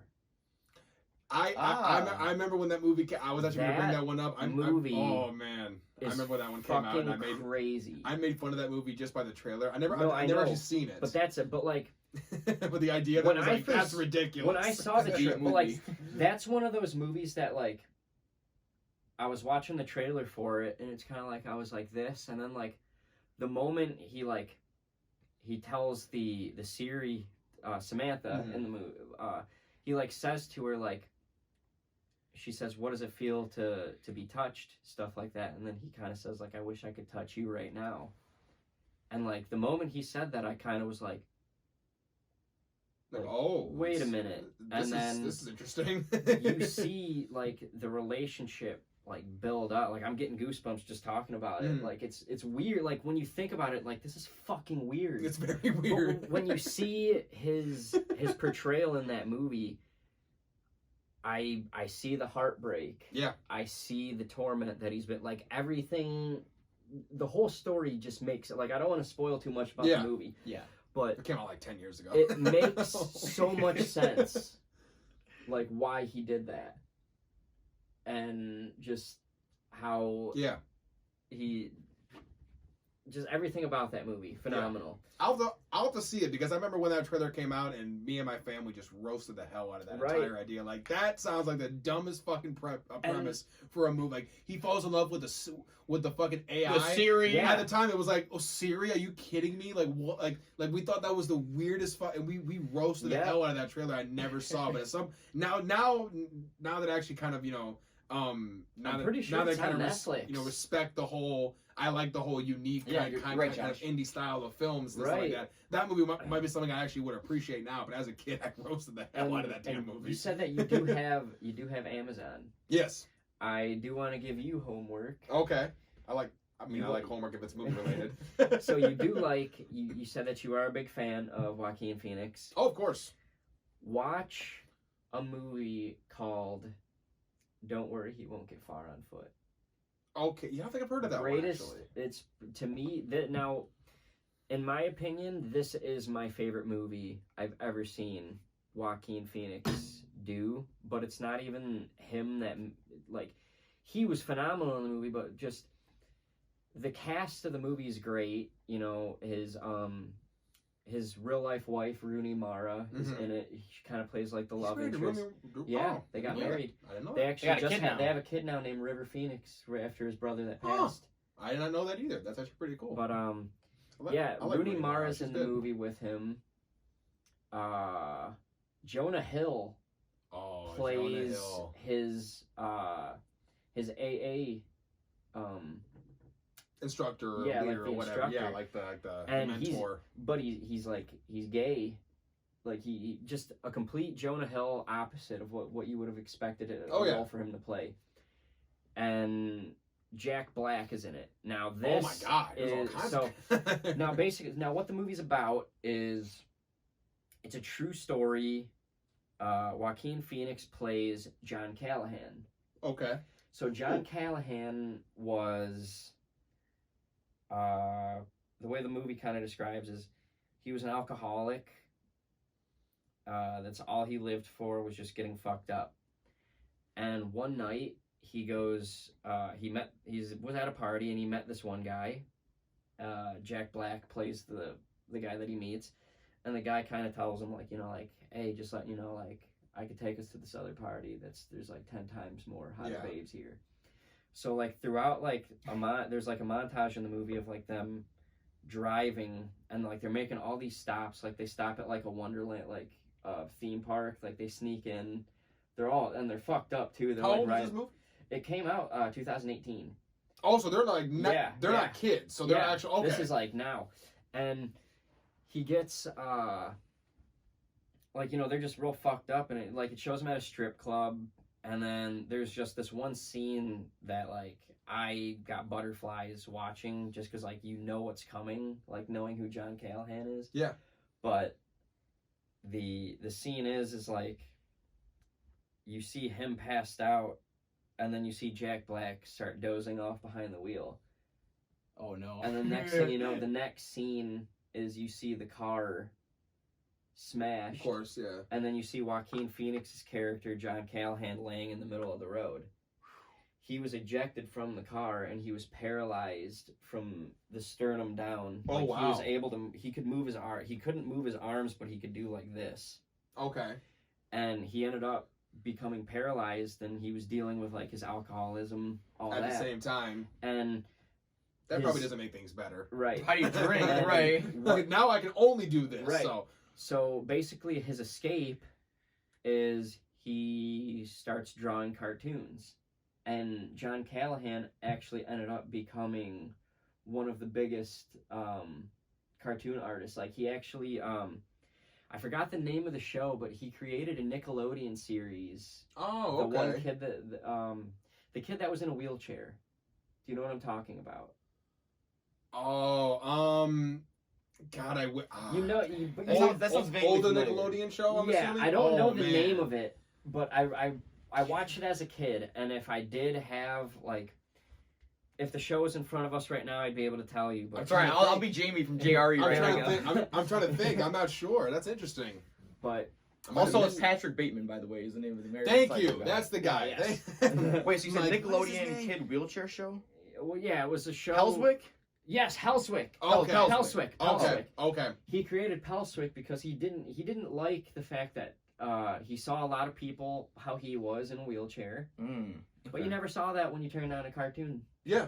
So he thought, I'm going to create the show. At first, he wanted to do like an adult theme show, but like Nickelodeon saw it and they liked it, and they were like, hey, can you do that, but can you just tone it down a little bit? And just a little. It ended up becoming pretty good. Which is funny because really back cool. then Nickelodeon shows were like half for adults, half for kids. Like if Right. you look at some of the old SpongeBob episodes, you know why parents They're banned watch it now. with the Yeah. kids. They got banned about a week ago. Right? Yeah, like there's a reason why the parents were like, okay, I really... could watch this with my kid, because they actually were allowed to have jokes in there that you know, as kids you right over the head, but adults would actually keep them entertained. Yeah. You know, shows like that, Jimmy Neutron, all those types of shows, even some of the really old school ones like Ren and Stimpy. You know, I said those are mostly for adults. Those are mostly for adults, but but yes, definitely watch. Don't worry, he won't get far on I'll have to foot. check that movie out. That sounds really interesting. Any movie with Joaquin Phoenix, that would be the example I could give right there. Like if people say like, what do you want to play one day? See how you are with like Joaquin Phoenix is how I am with Nicolas Cage. I'll watch anything with Nicolas Cage in it. I fucking love that guy to death. And I hated Nicolas Cage for the longest time. Really? True story. I hated him. Just because, like, I don't know, like, his acting just wasn't for me. But it takes some getting used to. Yeah, I watched this movie. It came out a couple years ago called Mandy. Yes, I just saw that a couple weeks ago. That movie destroyed all the opinions I had of him. Yep. Was like, this guy is fucking phenomenal. Like, that was a weird movie. The scene where he's in the bathroom and he's got the alcohol bottle and he's bugging out has got to be one of the coolest fucking scenes that I've ever seen. They did that in one take. There was no second takes. They would be big. I mean, because you know he was getting blood on the walls and shit. Like I wondered in my head, I'm like, how many takes did they do? Like they would have to clean up the walls every time he got blood in there. That was one take they did of this. They're like, you know what? You're good. We're done. Moving on. Next scene. Right. Yeah. One take. Right. One shot. No cuts. Lens cap was on. Oh man. Hey, right. Dude, that was one of the. That scene for a lot of fans helped also change their minds about Nicolas Cage. Like, okay, no, this guy might be a little crazy, but he is a damn good fucking actor. He sold himself, right? Which is why he sells and why he works. Yeah. He does those horror movies really well. This one, you know, kind of bringing up, you know, some similar to that. A role that you would not expect Nicolas Cage to do was the role that he did in a movie that came out this year called Willy's Wonderland. Yeah. And basically it's Five Nights at Freddy's, but not Five Nights at Freddy's. I've heard a lot of mixed things about that, but I loved that movie. I feel like I'd like it. It was now, you know, to kind of give a little spoiler for this one too. And this is the complaint I heard from everyone. He does not speak one single line of dialogue in the entire movie. Not one. But he's going up against, you know, like Five Nights at Freddy's, like I played the game maybe one time on VR. That was a mistake. But there's like 4 or 5 animatronics. In this movie, there's like 12 of them. Yeah. And it's like, you know, as gory as, you know, destroying an animatronic can be, but there's always like black liquid going all over the place. I would assume maybe oil or something. But he's just absolutely decimated. The whole idea of the movie is this town sacrifices people, like they kind of like set people up from outside, like to trap them into cleaning this old, you know, like kind of like an old Chuck E. Cheese type thing. Yeah. And during the night while they're cleaning, they're eventually going to get killed by the animatronics. They didn't realize that Nicolas Cage was secretly a fucking badass, but because he has no lines of dialogue, you're constantly kind of having to figure out what kind of character he is. Yeah. Like he has all these little quirks, like some parts where you're kind of like maybe he has like OCD, and the other parts you're like maybe this guy's just purely a psychopath. Very physical too, right? And they just fucked up on sending this guy into there. But these kids who basically were only there to just get killed by the animatronics tried to break into the building to save him because they knew that these things were happening, and eventually they realized, oh, we're not really saving him. We're like, you know, this guy's gonna be just fine. And so like some of the people who were kind of in charge of keeping these people inside were trying to get him to die. They like tied him up. He still got out of the fucking ropes to kill an animatronic. Like you could not keep this guy down, and they just didn't realize that. And part of it was because he didn't fucking say anything. You know, he never voiced any opinions. There was never a facial expression. It was just they would tell him something, he would just and just do it. And he would just do and it was such a complex character to figure out as you're watching it. I'll have to watch a second time. That was a really fucking cool role. And that's when I realized, okay, Nicolas Cage, yes, he can go a little crazy, but seeing him in a role where, obviously he has, you know, when he's beating the shit out of his animatronics, you know, he has this whole crazy Nick type of, you know, shtick. But in the scenes where he's just cleaning and not speaking as these kids are behind him, like, dude, do you understand that these fucking, like you're set up here to die, right? And he's just completely ignoring the kids that are like, what the fuck is wrong with this guy? And then all of a sudden the animatronic will come, he'll kill one to be like, oh, no, this guy's just fine. This guy doesn't need us, you know. And all, like basically all the kids wound up dying except for one of them. Oh, dear. God, it was so fucking interesting. I absolutely, and it was obviously most of the movie was filmed in one location, just in that one building. Absolutely loved it. Very, very low budget. Like I said, some people had different opinions because he didn't have any fucking speaking lines. Right. I thought it was like for someone who's used to being the focus of every movie he's in, for him to not have. I mean, I can only imagine how challenging that must have been for an actor to have a movie where you don't, not even like. I thought maybe at the end he'd have like one say nothing.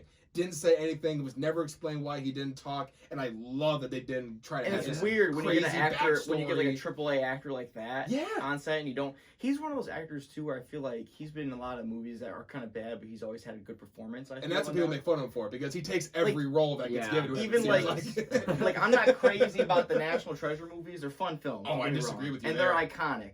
They're making a new one. He does a great performance in all. They're making a third one. Are they making a third one? Disney's making a third one. Now, granted, this was announced to before quarantine, so I'm sure it's been pushed back countless times as well. Is it but like Disney it was Plus announced before quarantine. He is like a Disney Plus kind of thing. Yeah, it could be. Yeah. It's gonna be a Disney Plus release. Yes. But they are making a third one about like movies that are kind of bad but have good acting. I feel. Yes. All right, you guys might disagree with me here, and you're open to it. But I think that a lot of people aren't super fond of the live action Diary of a Wimpy Kid movies. Okay. But I think the first three were casted well and had good talent, good casting. I think I watched the first two, maybe. I know I watched the first one. I know that for sure. I saw the first two only because I never read the books, but my nephew was a fan. I read all the books. He had all the collection, and I remember I took him to the theater to see it. Yeah, that was a funny movie. Dude, and Roderick is great, but do you guys know Steve Zahn? He plays a dad. Yeah. He's in a bunch of movies. I think he voices one of the cats in Stuart Little or something. Mm-hmm. He is a super He's a super underrated actor. He is. He started daycare. He started in his 20s too, and he did a lot of training. One movie. You guys have probably never seen this, kind of a chick flick. It's called what is it? Riding in the Car with Boys, like Drew Barrymore film. Okay. He plays her kind of like drugged out boyfriend who's a loser on like heroin and coke. Okay. That was his kind of like role that's kind of like his Brad Pitt Thelma and Louise when like he kind of broke the surface and everything. Okay. It's like, oh, who is this guy? So I would say check that out. He does a really good job with that performance. What was the movie called again? Riding in Cars with Boys. Riding in Cars with Boys. I believe. Okay. I want to say. It was like a 2001 film. Just look up Drew Barrymore or Steve Zahn movie, and I'm sure it'll come up. But the other movies that like I feel have really good acting that maybe people don't take too seriously, like Meet the Parents, like the awkward comedy. Ben Stiller, I love Ben Stiller. Oh my god, that movie was great, man. Seeing a guy like Robert De Niro playing like just a dad, basically, that was so great, man. Circle of Trust, Walker. Circle of Trust. Right. Ben Stiller. See the circle? You're not out of the circle now. I love his brand because in every Ben Stiller movie, like, you know what? We're gonna start our own circle now, and you're not gonna be. Well, you can't just start your. I have a family now. You can't just start a circle without me. Like, I fucking love that. He's like, no, you can't just start your own circle. Oh yeah, well, watch me. I am. Watch me, bitch. Love that. So great. But yeah, no, you guys, he's just so great, honestly, with his comedic timing in that movie. And honestly, just like the dry humor is great. Ben Stiller is really funny. Night Museum, I thought he was really good into. Or like, I know there's something about Mary fan, because I know you use that as homework for your role. Something about Mary. That's probably my favorite. That was actually my first movie I've ever seen with Ben Stiller. Like, I used to watch it. I shouldn't have watched it growing up, but I used to watch that when it was on television. Yeah. I didn't know it was a rated R movie as a kid. Right. Oh, okay. They edited it for TV, Sure. I'd flick it on TV and it's they didn't just show that us one. Yeah, so, right. So like, I never really scar you for life. I never really paid attention to who Ben Stiller. Like, that was the first movie that was really like, this is him as like a big role. Yeah. First time I've ever seen him make an appearance in a movie was Happy Gilmore. Yes. I'll get you a warm glass and shut the hell up. It's like, you will go to sleep, or I'll put you to sleep. You're in my world now. Can I tell you for a glass of milk? You control me they for brought a glass him back and in shut the hell up. Halloween. Yeah, and then Hubie Halloween, he shows up again. They bring him back. He's here in my house now. Oh, I'm glad we haven't confirmed. seen Hubie Halloween yet. He's in it for the first, the first 30 seconds of the Literally. movie. He shows up and he's like, oh, hey, how's it going? Like, I'm glad we confirmed the Sandler verse with this film. Oh, speaking of that. Speaking of the Sandler verse, one thing I do like about like you mentioned like Ben Stiller, like all these like comedic actors where they try out like a dramatic role. Like when Adam Sandler did, I mean, granted, it is a bit of a comedy. The movie, like a lot of people don't like it, but Click, his role in the movie Click, that was good. That movie ruined me at 7. Dude, when he was lying in the middle of the not street, expect like that to dying happen. and like crying, and like the rain is pouring on him as he's like reaching out for his no. family. Dude, that fucking scene destroyed me, man. That scene too, but the scene where he's like, he pauses time and he's like, Oh, I love you, Dad. on his Just- dad. the last time I Oh, saw that was- Oh man, Yo, dude, Well, precious. and what makes it even worse is it's devastating. he fast forwards through everything, and then he found out that his dad had died. And then what makes that scene even more depressing was he wanted to rewind to the last time he saw his father. Right. It was, And that was And the he was last a time he dick saw to him. him, he was ignoring he was a him. complete ass. Yeah, that's Yeah. that scene was. I mean, that entire movie has so many lessons in it. Like it probably could have been done a little bit better. But if you're looking at kind of rough kind of movies that needed some more work but great acting, that movie I don't even was think really great. that movie needed much work. I loved Click Yeah, from I start There's a to lot finish. of people I know Josh. that don't like Click. There's a Yeah, lot well, of they people can I kiss know my that don't butt, like you it. know? Right. No, okay. For But whatever they're the same reason, people there's a that lot of loved people Adam that like Sandler it. when Uncut Gems came out. I like it. Uncut And Gems. that movie too. Like That's the thing. I He's such a loved good him. actor. Yeah, he is. and that's the thing too. Punch is Drunk Love too. a lot of actors tried doing this back in the day to where they Jim Carrey they tried wa- it. right, and that's my biggest example because like Jim Carrey nailed it, honestly. my Eternal biggest Sunshine. thing is like Jim Carrey was one of my biggest inspirations. Of Like, course. he was one of the first guys I discovered as a kid. He had a lot of movies that kids could see, like The Right. Grinch. Dude, Yeah. when I heard the stories behind the scenes of The Grinch and how much Yeah. fucking hell that guy went Yeah, through. all the makeup. Oh, he almost quit But- multiple times because of that shit. But the other thing too is like there's this movie on Netflix that he did that kind of like it broke my heart to watch it because like that was a guy I always wanted to know like every little detail about. Like that is a guy that I do say like strongly as an actor I will be in a movie with him one day. Yeah. Like there's Jim no Carrey's no great. ifs, ands, or buts. I Right. will act along beside Jim Carrey one day. I will make it happen. Dude, when he grew out But- like his beard, like Yeah. the one time his fucking thing's For like the out to movie. here. Oh my god, it looks so fucking crazy. Oh my on god, Net- right? On Netflix, he has this a movie called Man on the Moon or no the documentary? Jim and Andy, and Yeah. it's a documentary of how he filmed Man on the Moon. Yes. Mhm. And the movie, like, there's like this one scene in the movie that gets me every time. He talks about Forgot how Merlin was still in here. he talks about how he wished that he always wanted to have that one role that was like Oscar worthy, and he's never been given that opportunity because every single time he would audition for it, everyone would kind of be like, Yeah, but Jim, come on, but man, you're the funny You're guy. the We funny can't do guy. this." Yeah. Yeah. Well, and Hi, buddy. like this one thing with Jim and Andy too is like he points out like how when he was younger, he was homeless for a little bit because of no matter how hard his dad worked, his dad couldn't make ends meet. And as he's like describing that, they say to him like, the guy filming goes, "So tell us a little bit about your dad." Yeah. And just the look that Jim Carrey has on his face is like pain. Yeah. You know, like I've never that's the first time I've ever seen this dude in pain. And like he tells the story like how, my father worked He went as through hard some as shit he a couple could. years He did. back too. Like And- he was kind of out of movies for a few years. Well, like, he- well, because that's then like just his getting girlfriend away- died. I- Like his commit girlfriend, suicide or yeah, something? yeah, Yeah. something like that. Like he dealt And with that people whole tried shit. People tried to say he's the one that caused it. All I gotta say to those people is fuck It's off. No, so he goddamn dumb. didn't. Like Jim Carrey didn't do anything like that. they He's weren't not a even bad together person. when Right. she They did they pass weren't. away. Like they weren't even together anymore. It's But very interesting. Like he points out too, like in the Jim and Andy, like when they talk about his dad, he talks about how heartbreaking it was watching his father try to make ends meet. And then it goes to like a black screen and it spells out how in September 1994 his father passed away. yeah, 2 weeks Oh, wow. before The Mask came out, which was his first big feature. Oh man! So he died right before that. Man, his 1999, like 2000s. 1994 was his biggest year. Yeah, Dumb and Dumber, The Mask. Yeah, Big Dumb and Dumber, 94. The Mask, Ace Ventura. I always that was his think year. it's 1999. But Right. It's One of the 1994. best years for cinema. But he went into like after his dad died. When he went to the funeral, he took his $10 million check stub and he put it in his dad's pocket to get buried with him. In a way to like, you don't have to worry anymore. That's Wow. cool. That's really and tragic and heartbreaking, Right. but really cool. I really Wow. like that. How poetic. Right. So it's just Jim Carrey's a guy that I would love to just have like I have like a list of like probably 5 to 10 actors Yeah. that I just want to just like talk He's- to. he's the and most just, woke and just celebrity. have a conversation with. Like, how does your brain think? You know, like there's like Dude. Nicolas Cage is one, Jim Carrey is one. Jim Carrey is Um, proof that the human race is still evolving. There's a bunch of people. Honestly. I'd love to talk to like Right. Denzel Washington. I'd love to just sit down and have a conversation with a guy like him. Right.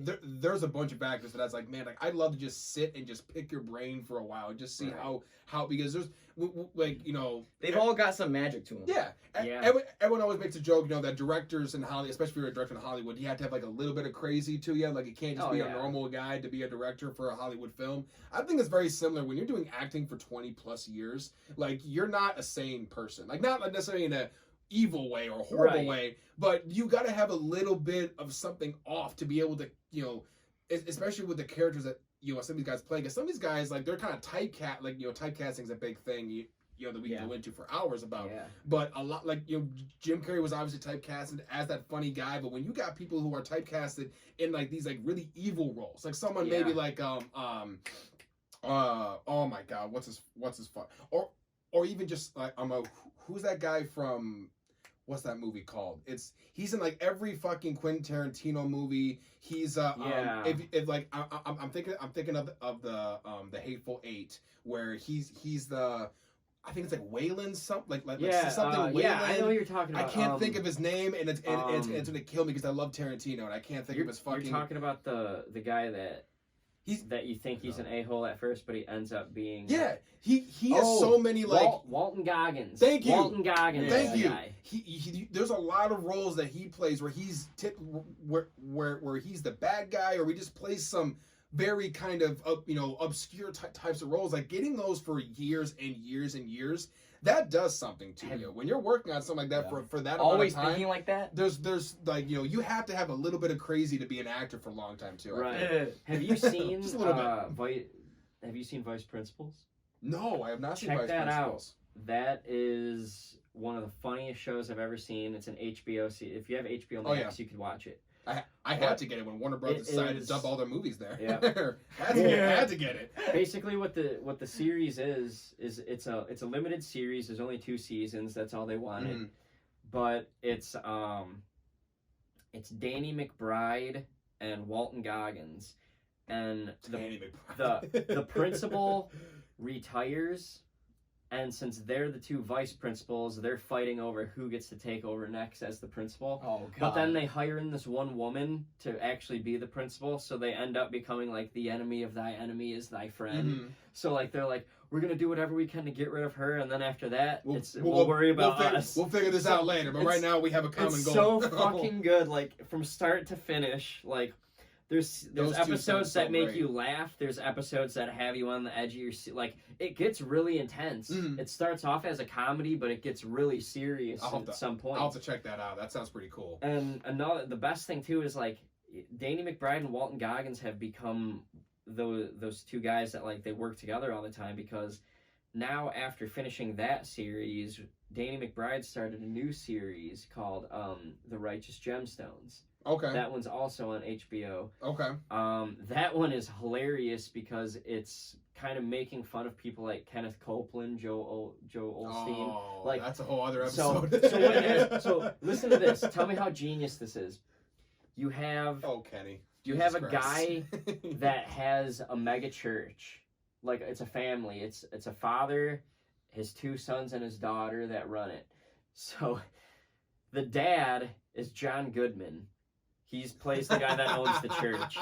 Then his 2 I can sons, see that. his sons are Danny McBride, plays the oldest son, And then the youngest is Adam Devine from Workaholics. Oh my Dude, god. that's hilarious. And then the sister man. is Edie Patterson, which she's.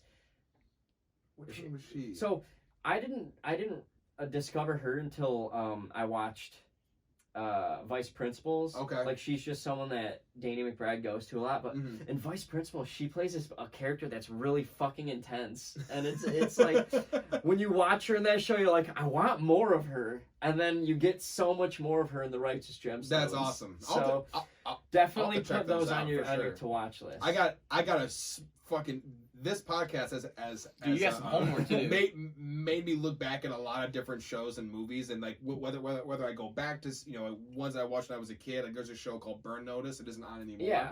But Oh, I know watched it. Burn I watched it when I Notice. was younger, and I watched it again when I got older, and just kind of looking at some of the stuff that I missed when I was 13. I just Yeah. didn't understand what some of it was. Right. But like there's a lot of movies that now I'm like watching more and more movies and TV shows for basically for content Right. reasons, but it's always fun to look back at some of those movies or shows you watched when you were a kid, Yeah. especially ones that you probably shouldn't have watched when you were a kid. Yeah. You didn't quite understand everything. Like when I was a kid, for whatever reason, my parents, mainly my mom, did not let us watch the Harry Potter or the Lord of the Rings series because Okay. because of the witchcraft that's in both of those, which is very. That's actually kind of bizarre because It's usually very usually strange it's looking Harry, back. Well, Harry Potter is usually it's witchcraft, but Lord of the Rings is by Christian author, right? So that one usually Yeah. Christians love to kind of like. I remember I turned it on and Love my that dad one? walked in and I got in trouble because it was a scene where that giant spider like a stab I've never seen the movie, so Yeah. I don't know the main character's name. Wait, what was this? But- Harry Potter, or Lord of the Rings? This is Lord of the Rings. Okay, Like, gotcha. the giant like spider like creature Actually, haven't seen them. fucking stabbed this guy.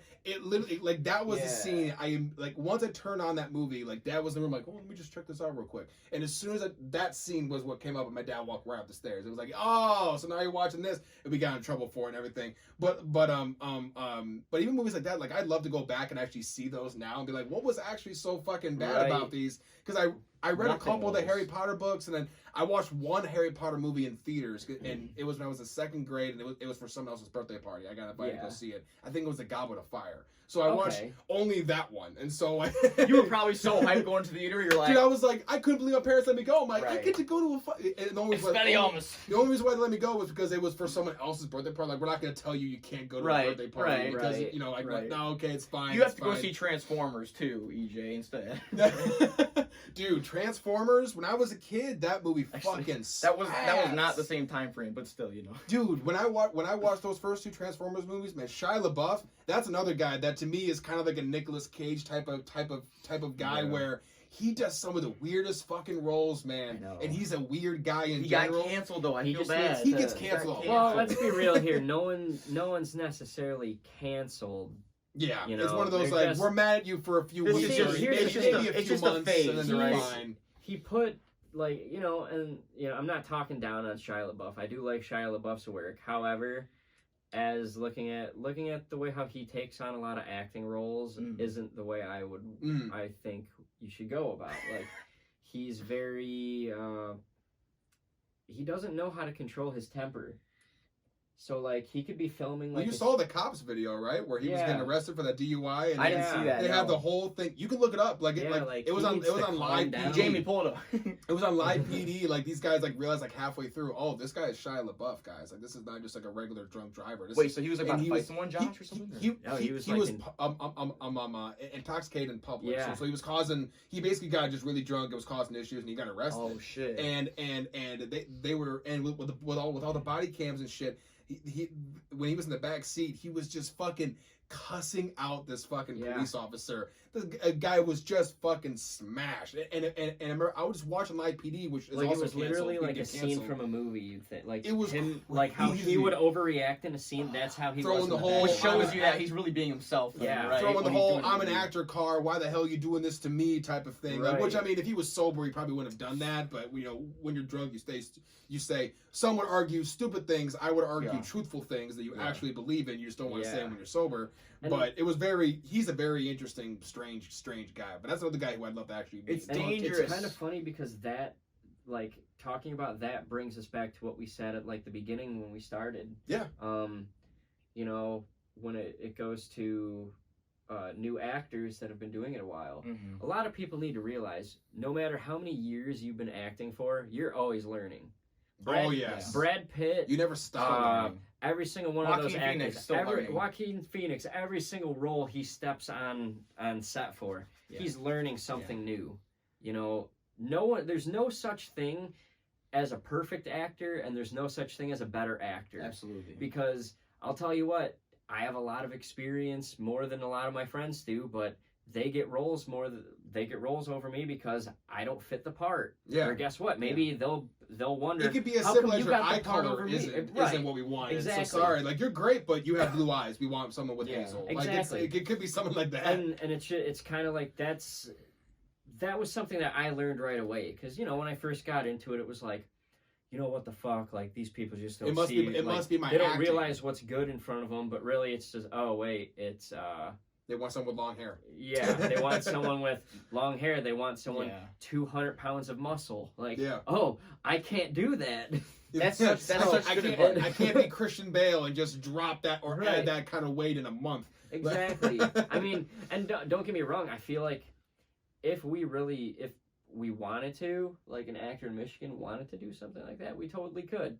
Yeah. However, that's a lot of fucking money to do that. There's a reason why. There's a reason why the people who have millions of dollars already are able to do stuff like that. Like I remember there was in one of the new Marvel movies they're making.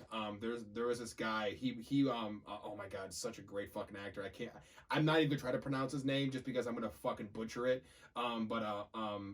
He's I want to say he's Indian. I can't think of his fucking name, but he's playing a superhero, and he got super fucking buff. Yes, I know who you're talking about. And he came, very very talented stand-up comedian, a very good actor, and I remember thinking, interesting character to play a Marvel hero. That's kind of interesting, and he got super fucking ripped for it. Yeah. And he came out immediately. It was like, just so everyone knows, the only reason why I was able to do this was because I had millions of dollars and all this fucking helping me do it. I never would have been able to do this just on my own. This was Disney helping me with my nutrition, the trainers. This was all like, don't think that anyone could just do this in a couple of months like I did. I had an enormous amount of help, and I really appreciated that he don't said hold that. yourself to my standards. Yeah, I really appreciated that he said that, because there's a lot of people go, oh well, shit, if he can do that, I can do that too. But we're not only necessarily. Human, right? We don't have millions of dollars back. Yeah, like when you have that kind of backing, when you have Disney on your side, you're gonna get there. Like if you don't, you're not gonna be in the movie. So exactly. There's been all these reports about like certain standards that these Marvel heroes have to stay to in order to stay in that role, or else they'll get fucking moved. You know, like they have to be in this type of shape at all times. So granted, some of the actors like do that anyway, like Liam Hemsworth. He's always been someone who cared about his fitness for the most part. Like guys like that is a little bit different. Gal Gadot was an actual like Israeli soldier, so I'm sure she's had a long history of keeping herself in shape as well. So some of these actors kind of already know, but when you have an actor like everyone likes to make fun of him, but Ben Affleck, who I know is DC, but still like you have similar style, similar types of rules where people make the jokes about all these different like DC heroes like working out, and it's just Ben Affleck in the corner like eating like pizza or some shit, that may not have been something he may not have been able to play a Marvel character because of that. Not anything against Ben Affleck, but some of these was a rules. Marvel character already. He was. He was Daredevil, but that was before the the Marvel universe started up with Iron Man and shit. But I mean, so much of it is crazy. based off like how you like. I love what Josh said about like you kind of got to get used to like getting rejected as an actor, right? Oh, you definitely that's do. part of the job. You have to. And the two most important things is not only learning acting as a skill, you got to learn how to audition as a skill. Yeah. Right. Those are the two biggest things. Holy Christ, dude! Especially with the whole COVID thing, with having to do a lot of your auditions remotely, having to do like filming yourself. Oh my god, that's such a stress on your imagination. So hard because really you realize I have no one to bounce off of. I got no help. I have to just somehow come up with what I think these people need without ever meeting them or seeing anything. I remember. And hope to God that it's right. There was a Detroit Zoo audition. I had like visualized looking at like the walrus tank. I was like, how the fuck do I do that? Right. It's like, do I act amazed? Do Josh, you're a walrus. No, all I would do is, you have walruses? Right. You have walruses. I love walruses. But no, it's yeah, you're right. Being an actor definitely is tough with quarantine. Yeah. Totally. We've been blessed though to still have like student film projects. I know you got like Fellpeller and like Crow movies, man, and let me tell you, like Fellpeller is Yeah, shout out the guys. Shout out Felpeller. Shout out Felpeller. I speak with all confidence. These guys are taking over the Michigan film community. While I have you for a quick moment, let me tell you about Grit Obstacle Training here in Waterford and my friend Kurt Sabin. Now, you've heard me talk multiple times about how Grit has helped me lose 50 plus pounds, and I'm able to do more athletic movements than I was ever able to do even in my military days. No joke, I couldn't even do a single pull-up when I enlisted for the military, and even like halfway through my military basic training, I can now do 10 plus depending on how I'm feeling that day. This place is incredible. Grit combines the calisthenic movements professional athletes use in training with obstacles seen in American Ninja Warrior as well as Spartan Race. It creates workouts that are not only physically demanding, but also push you mentally. Now, most gyms have trainers. Everyone knows this. Grit is one of only 50 gyms worldwide that are certified to train you in the Spartan Ram program, which is specifically designed to build endurance, balance, and strength to help with any obstacles races you want to race in. Whether you want to join me for early morning sessions at 5:45 in the morning, Monday, Wednesday, and Fridays, join an adult evening class, or bring your kids for a fun workout of their own, Grit and his team will help you achieve your fitness goals. Call or walk in right now and get 10% off your first purchase, as well as a free trial class. Again, if you mention EJ or the name of the show, the My Opinion Doesn't Matter podcast, you'll get 10% off your first purchase, as well as a free trial class. Thank you so much to Kurt and Grit for being a friend of the show. Peace. What I like about them is they're real. They come up with good shit. Like, their scripts are actually really fucking good. Mm-hmm. And, you know, they don't need to, like, their roles are actually played by Michigan actors. It's not like, you know, I'm not going to name names, but there are a few big names in the Michigan area that it's like, oh, yeah, so, like, we got this one movie coming out, and we're going to make it all Michigan cast, but then when it comes out, it's like they hired a fucking D-list actor that no one's heard about since the 80s, and not one actor, like 2 actors are from Michigan. Yeah. That's how it is. And then another thing too, what a lot of people, like what I learned right away is the film industry is it's just like high school. It's cliquey. Oh, yes. Everyone is a fucking clique. You learn that when you go to film school. Right. Oh, yes. Everyone you learn that fast. Like, no one is people can look at you and treat you with respect. They can act like they're gonna cast you, but they're not gonna fucking cast you. Yeah. You know, if I had $1 for every single time directors told me, oh, Josh Lutey, I haven't come up with that role yet, but when I do, you'll be here. If I had if I had $1 for every single time I did that, I could literally buy out the Michigan film community. Right? I own you now. Because that's how it is they just, like, I don't know. There's a lot of projects that are like started but never finished, right? There's a lot of, I mean, shoot, I've had 3 of them that I've tried to start, and just things always happen. Like, it's like the one thing I will say about the Michigan film industry is it doesn't necessarily prepare you for something like LA or Atlanta, but at the very least, at least you're not coming from somewhere like Montana, like, not trying to diss Montana here, but like coming from an area where there is at least something, like we do have something. Michigan, I feel isn't nearly as cutthroat as LA, obviously, or even something like New York or Atlanta. But that's the problem. I feel like there's a lot of niceness with Michigan, which I also feel like is also a bit of a detriment to it as well, because people don't, there isn't a lot of Michigan filmmakers that they don't want to be harsh, because the kind of whole idea around Michigan filmmaking is we're all just trying to make it, so we don't want to make anyone quit. But how are we going to be good if we don't do that? Like, that's the problem. Like, that's the issue. Practice makes perfect. No one's honest. Yeah. Like, nobody. Like, I'll be flat out honest with you. Majority of the top films made in Michigan fucking suck. They do. Oh my god. I don't care. I can't stay in Michigan. Like, I'll say it. I gotta leave soon.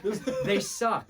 LA or Atlanta, one of the two. It's not the fact that I'm not saying this to be an a-hole. I'm saying it because you can appreciate them for trying, but exactly. Doesn't make it good. Need people if we want the Michigan film industry to truly be good, we need to make it normal to tell people, like, hey, bud, nice You try can't with act your right movie, now. No, you're but right, your movie Josh. fucking sucked. You're right, because a lot of You movies, know, Josh, like- don't make it Like out the, there. the editor you got should have probably fired him Right. long before this was finished. And like, come on, man. I get a lot of people, like, I've rubbed a lot of people the wrong way because I'm one of those people. I don't give a shit. I'm not afraid to tell you your movie wasn't that good.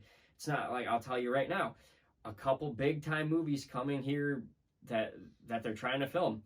I know the people doing it. They're using the same fucking people they use for all their shitty movies. It's going to be just as shitty as the last one.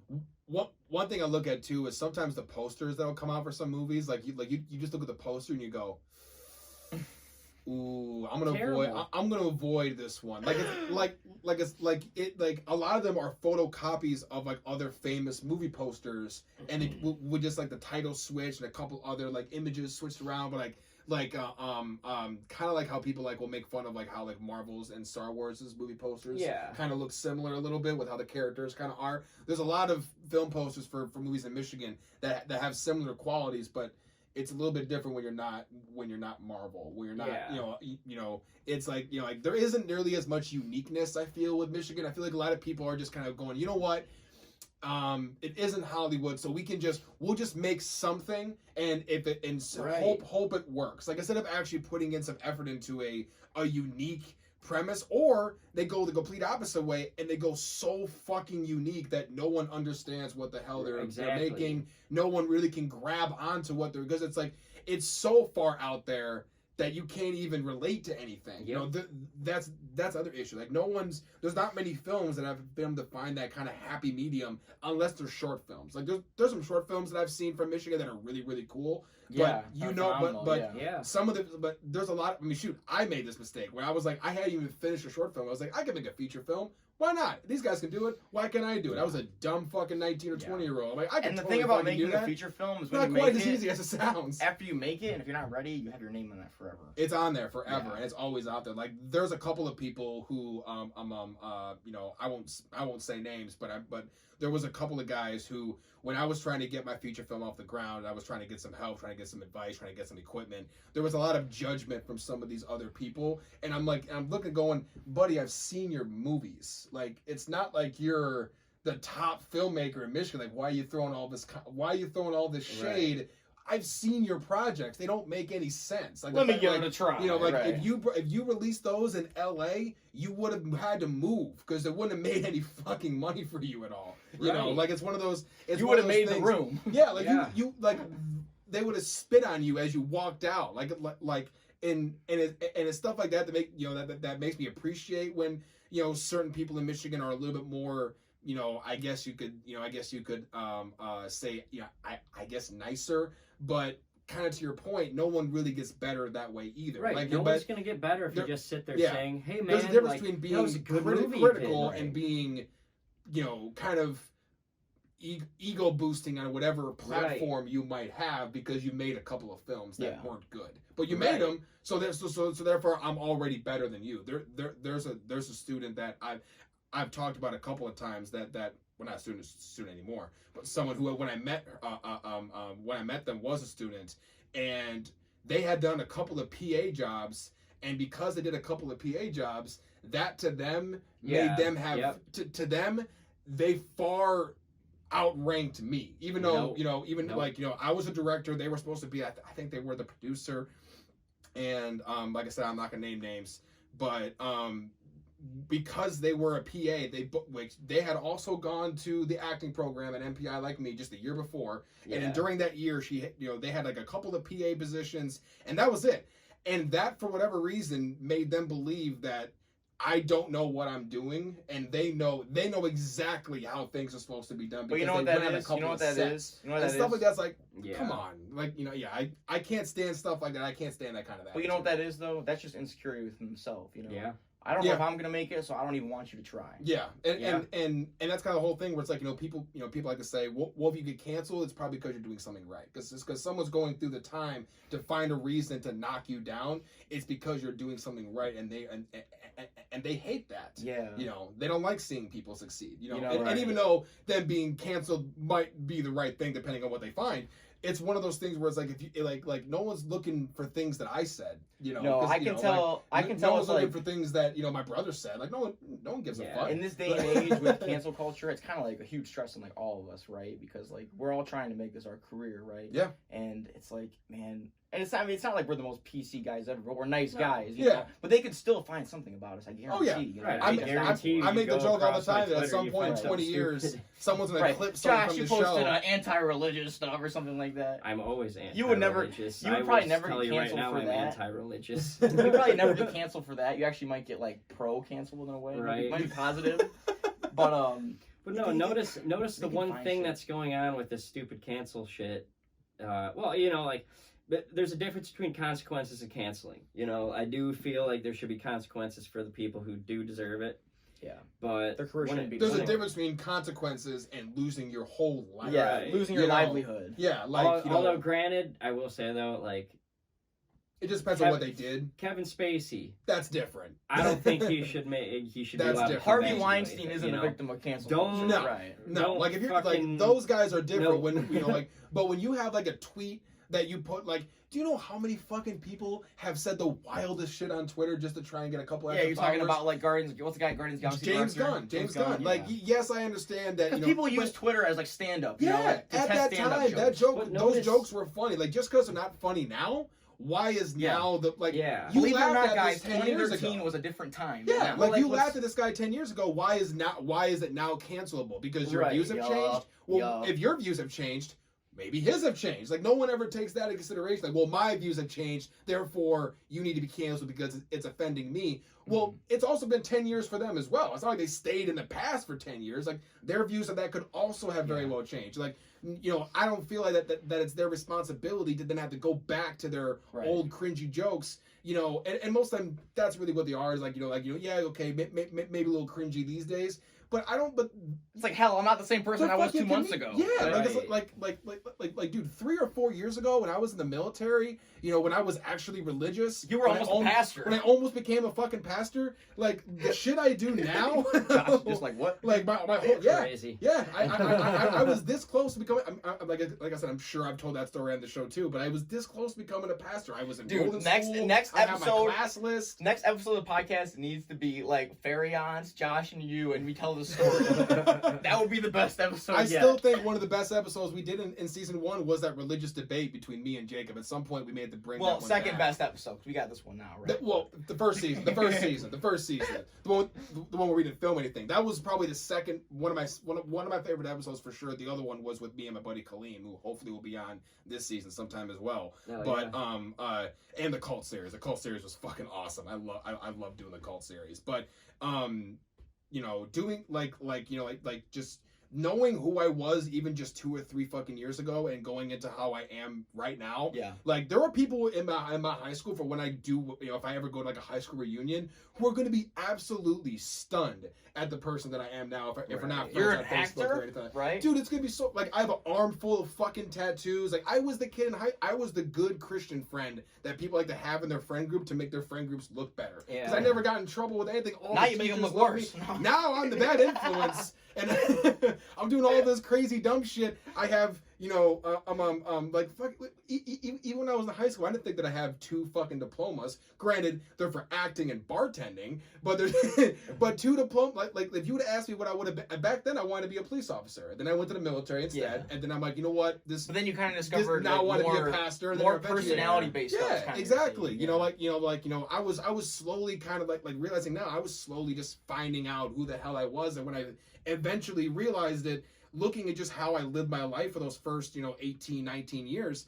It's And like something looking at was missing, right? It's gonna Right. be. It's so interesting to just to look back at that. Like I don't feel that Granted, it's not like anything I said back then would be cancelable, but people, everyone is like that. Everyone is a completely different person, or at least for the most part, than how they were. Even just like the small subtle ways. Like maybe Yeah. they talk the same, or they kind of act the same, but their whole ideas and their whole and things of what they believe in are so different. that And you can't resist change either. I don't feel, yeah, like you And like you can't like, think you're not you're good all, enough, right? like canceling people, in my opinion, for doing, you know, kind of like what you just said, for doing things that, you know, that aren't illegal, that are just, you know, some really bad jokes, or maybe like you know, they got caught in a bad interview and they were a little bit snappy with the interviewer, you know, and they get like just like stuff like that. That shouldn't, like, you know, you shouldn't lose your whole fucking career. Like if you start doing stuff that Harvey Weinstein did, for the love of God, bury them under the jail, please. Right, because there's people who have been caught saying awful racial slurs and they still have a career. Yeah, 100%. You know, like So there's it's like people cancel. Why are we drawing the line here, guys? It feels like we only cancel based on what offends us, and I just don't understand how context is never brought into the conversation. It's always, well, they said this, that's it. They shouldn't have said it. They're fucking canceled. Well, let's look at the context. Like, this guy was maybe a stand-up comedian. You know, look at stuff that other Eddie Murphy, you know, used to say when he was on the stage. He's even come out now and been like, some of those jokes were really fucking bad in terms like I wouldn't be able to say that shit now. Yeah, which may like be true. super, like, homophobic jokes, but you know, right? he shouldn't have to come out and try and beat cancel culture before he gets ripped apart. Like No. that was funny for the time. But it's not his fault. He was a product of that time, right? Let that be funny for the time and just let it be. If you don't like it, don't fucking watch it then. Like we don't have to, you know, ruin the guy's whole career because he said some cringy, you know, thing. And even if it's someone who said a racial slur, you know, maybe they were caught up in the moment. Like, you'd be, oh, well, that's how they truly feel. Maybe. That might be how they truly feel. But there's a lot of closet racists who walk around and no one gives a fuck about them. Right, yeah. It's like, you know, I understand that maybe you don't want to talk to them, maybe you want to be around them. I wouldn't want to be around them either. That's totally fine. But just do just that. Yeah. You know, I don't think that, you know, and maybe I'm, you know, white splaining over here, but I don't think that, you know, saying something racial, you know, if it is like, I mean, if you're making a fucking career out of it, that's a little, you know, it's one thing. But if you get caught on Twitter and you said something that was, you know, that was just really, really insensitive, but at that time wasn't insensitive, you shouldn't be caught up for it now. Now, if you start saying, if you're on Twitter and you're white and you're just naming off the N-word today, you're asking for it. But if it's something that happened a long time ago, you should at least get a second chance. You should deal with consequences. I'm not saying you shouldn't, you know, but these people who are losing their entire lives, to me, it feels kind of hypocritical, because it's like the people that are canceling them are acting like they've never done anything wrong either. Like, you've never, you know, sung a song in the car that had the N-word in it and accidentally, or maybe not accidentally, said the N-word while you were singing it in the car. You've never had a moment with your friends where you make fun of Jews. Bullshit. Yeah, I've been in high school. Yes, you did. My Jewish friends make fun of their Jewish ways. Yeah, it's like you can't sit there and say that you don't do that shit in private. Why are you coming up now that someone with money? It's that same thing that we were talking about earlier. When you see someone succeed, you find a reason to knock them down, because no one likes to see other people that succeed, especially if why they're couldn't not. it be me? Right. Yeah, like oh, well, it's not me, so fuck this guy. I'm gonna make sure I tear his.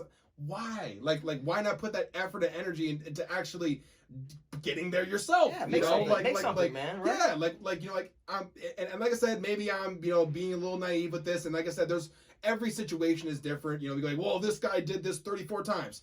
Okay, that's fine. I'm just saying, in a blanket statement, the whole idea of cancel culture to me is just extremely hypocritical, because there's no way these other people haven't made the same, if not worse, mistakes. You know. I mean, but in all honesty, though, like, I truthfully don't believe in cancel culture. Yeah. I feel like it's just a term made up because all these guys come back almost. Well, it's not even that. Come back. It's not even that. It's just like, look at all the, like, Dr. Seuss wasn't talked about for fucking years, and all of a sudden, and then out of nowhere, his estate decides, so like 4 of these or 6 of these books are kind of insensitive. We're gonna remove them, and then everyone wanted to start buying Dr. Seuss books again. Like, well, why was it so bad? I don't remember it being so bad. Like Pepe Le Pew doing the whole and I'm gonna admit, like, that fucker was weird. He was creepy. Yeah, it was a weird. It was a little weird. Wasn't my favorite cartoon. Right. Wasn't my favorite character in that whole cartoon. The fact that he was canceled, that's no sweat off my back. Just because, like, the dude grabbed the cat all the time, and the cat would fight to get away. Dude, what's next? Is Pelsk gonna get canceled? But like the I don't know, like, just before the whole Pepe Le Pew thing, there was SpongeBob. There wasn't even we talked about that earlier too. But there wasn't even like Pepe Le Pew didn't even, like, he got canceled, and then people wanted to start watching Looney Tunes again. Yeah. Like, was it really that bad? There's more. That's a good point. Like, There's maybe they do more it on to purpose. it than just It feels like canceling yeah. something. Yeah. We're being tricked into, like, Because negative hype is still hype, exactly. right? Yeah. All publicity is good publicity. Yeah. And so I feel like that's exactly what it is. It's like You're right. The trend now They is literally canceling, just canceling dropped- myself before I get canceled by other people. they literally just dropped For a new real. trailer for a new Space Jam. You're gonna say that the whole Pepe Le Pew thing wasn't something to hype that movie up? Yeah. Yeah. All of everything. There's a reason behind Because everything. That's actually a really good point, Josh. That's why I didn't think about that. right. And I understand it does sound like I hate conspiracy theories, and I understand this does sound kind of like a conspiracy But theory. these companies like, got to make money, right? it makes sense, and it's to the point where, like, I'm not gonna sit here and pretend that, like, every single person is offended, because I could walk up to people that I know that should be offended by those things, and they'll tell you it's not that big of a deal. And Josh, think about the SpongeBob rumor. The Sponge on the Run just came out, man. Right. Like that's Yeah. a good point, man. What the Yep. hell? And then they're You gonna get that say, name back in the headlines, and all of a sudden, oh, by the way, we have a new movie coming out Right. as well. and then they say like, Get that Paramount subscription. right, exactly. all the new or all the old SpongeBob episodes are canceled. Really? Because I This can episode's literally gonna get put it taken on down. right now. Yeah, the Panty Ray got canceled because it's too sexual. But it's Are you still kidding on. me? It's still on. We can Yeah. still stream Sexual? it. Nothing Well, is canceled. he's- Come on. There's a lot of man. families who don't let their kids watch SpongeBob. I know. A lot of Like religious my households. cousins were one of Yeah, those I got it in people. my They weren't family, allowed too. to watch it. Because Because of one episode, like come Oh, on, a lot of guys. episodes. well, a they lot of weren't people allowed think to, that. but- Well, because at one Right. point, There's a lot of racy jokes, you know, right? Well, SpongeBob was supposed to be on Teen Nick because Patrick and SpongeBob were supposed Well, to be a gay couple. actually, it was supposed to be an Adult Swim. Oh, Adult series. Swim. Okay, Right. okay. I thought it was Teen Nick, but yeah, it was like SpongeBob and Patrick was supposed to be gay. I was saying, I don't remember Teen Nick being that PG-13. But, hey, Degrassi. Like, I remember Danny Degrassi Phantom. was on Teen Nick. That had, Was it really? That was the, It yeah, got put That on had Teen Drake Nick. getting shot in it, Hmm? didn't it? Yeah. That yeah. That's it. That show where Drake got shot. That was a show where when I was a kid, like That was a show. my that dad when always I- called it a teen Yeah. teen soap opera. But for me, like that was like what kind of made me realize there's a lot more different kinds of people out there. Like they had, gay people, they had trans people, they had Yeah. all like if you're Yep. from Clarkston, I've explained this before too. Clarkston is like 95% white people for white the most religious part. people. And so like I didn't really realize the different cultures until I went to the military. But that Yeah. show, just kind of seeing how like that that was shows like that where yes maybe even shows that like today maybe wouldn't fly as well. Maybe like certain episodes wouldn't fly, especially Yeah. with with Drake getting shot, with all the school shootings that have happened in I recent feel like history. that would be Probably wouldn't be an episode that they would totally release would be, now. though. It totally would be. I You think. think so? I do think. I feel like that. See, Degrassi was way ahead of its time. I That like yes, to say. 100%. Yeah. It was I mean, a lot on for bolder years. for the older Right, episodes like- too. They went really bold with those original seasons too. Like I remember, I was a kid, and it was around the time that like Facebook started becoming big. So like I remember making a Facebook, and then a couple days later, I was watching Degrassi. The girl met a guy on Facebook, went to meet him, and ended up being an adult. yeah, Like I've seen a few. Yeah, Yeah, That's a I've good. That's a heard- good lesson. I've right? heard of that in the news and all that, but like watching Degrassi, it was right there. Yeah. And and that type of shit. I gotta be just careful on this wasn't- Facebook thing. right, like that show like not saying that it taught me this, but It like was kind of it's the things that I adult picked version up. of Ned's Declassified. it kind of No. was. You're right. And like it's another thing that like I Or really not like. really adult, but high school. But Yeah. But like it's just one of those things. Like Degrassi was around for years. Like my It still oldest. is. Well, actually, It's they, on they- Netflix. They finished it on in 2015. They had their final season. Oh, that was the Wow. final. Okay, Yeah, see, they I, went wa- that long? I watched that Damn. last It season on started- Netflix. I wasn't sure they It were doing it started anymore. back in I want to say 99, 2000. Like that show was on for years. It bounced around a while too. I remember as a Yeah. kid, I wanted so badly to be in that show, but I found I know, out It same. evolved over the years. It was filmed in Canada, and I'm like, oh, that sucks. I That's can't do that. literally right around the corner though. I like how Drake literally walked out of high school, enters Degrassi. It's like, man, Dude, Drake. You want to talk about someone who was able to just to capitalize on such a You want to I talk about mean, the luckiest you man said- on earth? dude, like And it's funny because there are still people out there who just know Drake as the guy who got put in the wheelchair in Degrassi, and that's some of the and that's some of the funniest Jimmy. stuff, you know. Yeah, Jimmy. yeah. That's how he started, man. The guy that got shot on TV and had to get put in a wheelchair for it. But I think he actually isn't he from Canada? He is. Yeah, so that makes sense why he joined that show. But I mean, obviously he was the most famous one to come out of that show. Like there's no one else who got nearly as big as he did. Even in acting, I don't think there's any other actors. There's a couple of actors that I recognize in some movies. Like, oh, he's like the I know him. guy. He was like that'll be in the show. history book, kids. Right? Oh, Drake was in Degrassi, then went on to be that'll one be of the a biggest fun pop Jeopardy stars. question. That'll be a fun Jeopardy question. And it's funny because 70-year-old Degrassi me. is the reason why he got discovered in the first place with Yeah, music, because on one of the episodes, because his character he was Jimmy musician rapped. in the show. Yeah, Yeah, the music and So film he scene would- are kind of hand in hand. He would rap on the show, and it's kind of funny because like I was watching an interview on like how he got discovered, and he was like, yeah, so he's like, I got a phone call one night, and I answered the call, and I was like, hello, who's this? And he's like, on the other line, it was like, yeah, this is Lil Wayne. I'm putting this thing together, and I want you to be a part of it. Mhm. It's called Young Money. And he was like, okay, and they met up, and that's kind of where everything worked out. Yeah, everything worked out. Like, a lot of people say, like, because, you know, I have friends that don't understand, like, what the relation is between the two, and it's basically Lil Wayne is the one that discovered Drake, and he's the one that it's like the Dre threw it Eminem, out, like, right? Yeah. he is the reason Drake is who he is. Same with Nicki you know? Minaj and Lil Wayne as well. Yeah. I mean, all three of them really, and I think there was a few people in there as well. Like they were also kind of Like Corey Guns. But those two definitely just were able to capitalize on everything. You know, like that. Like it's that's the other thing I like to look at too. Like when it comes to actors and stuff like that too. And like, you know, looking back at some people's like old projects, is to see people like a Joaquin Phoenix in like a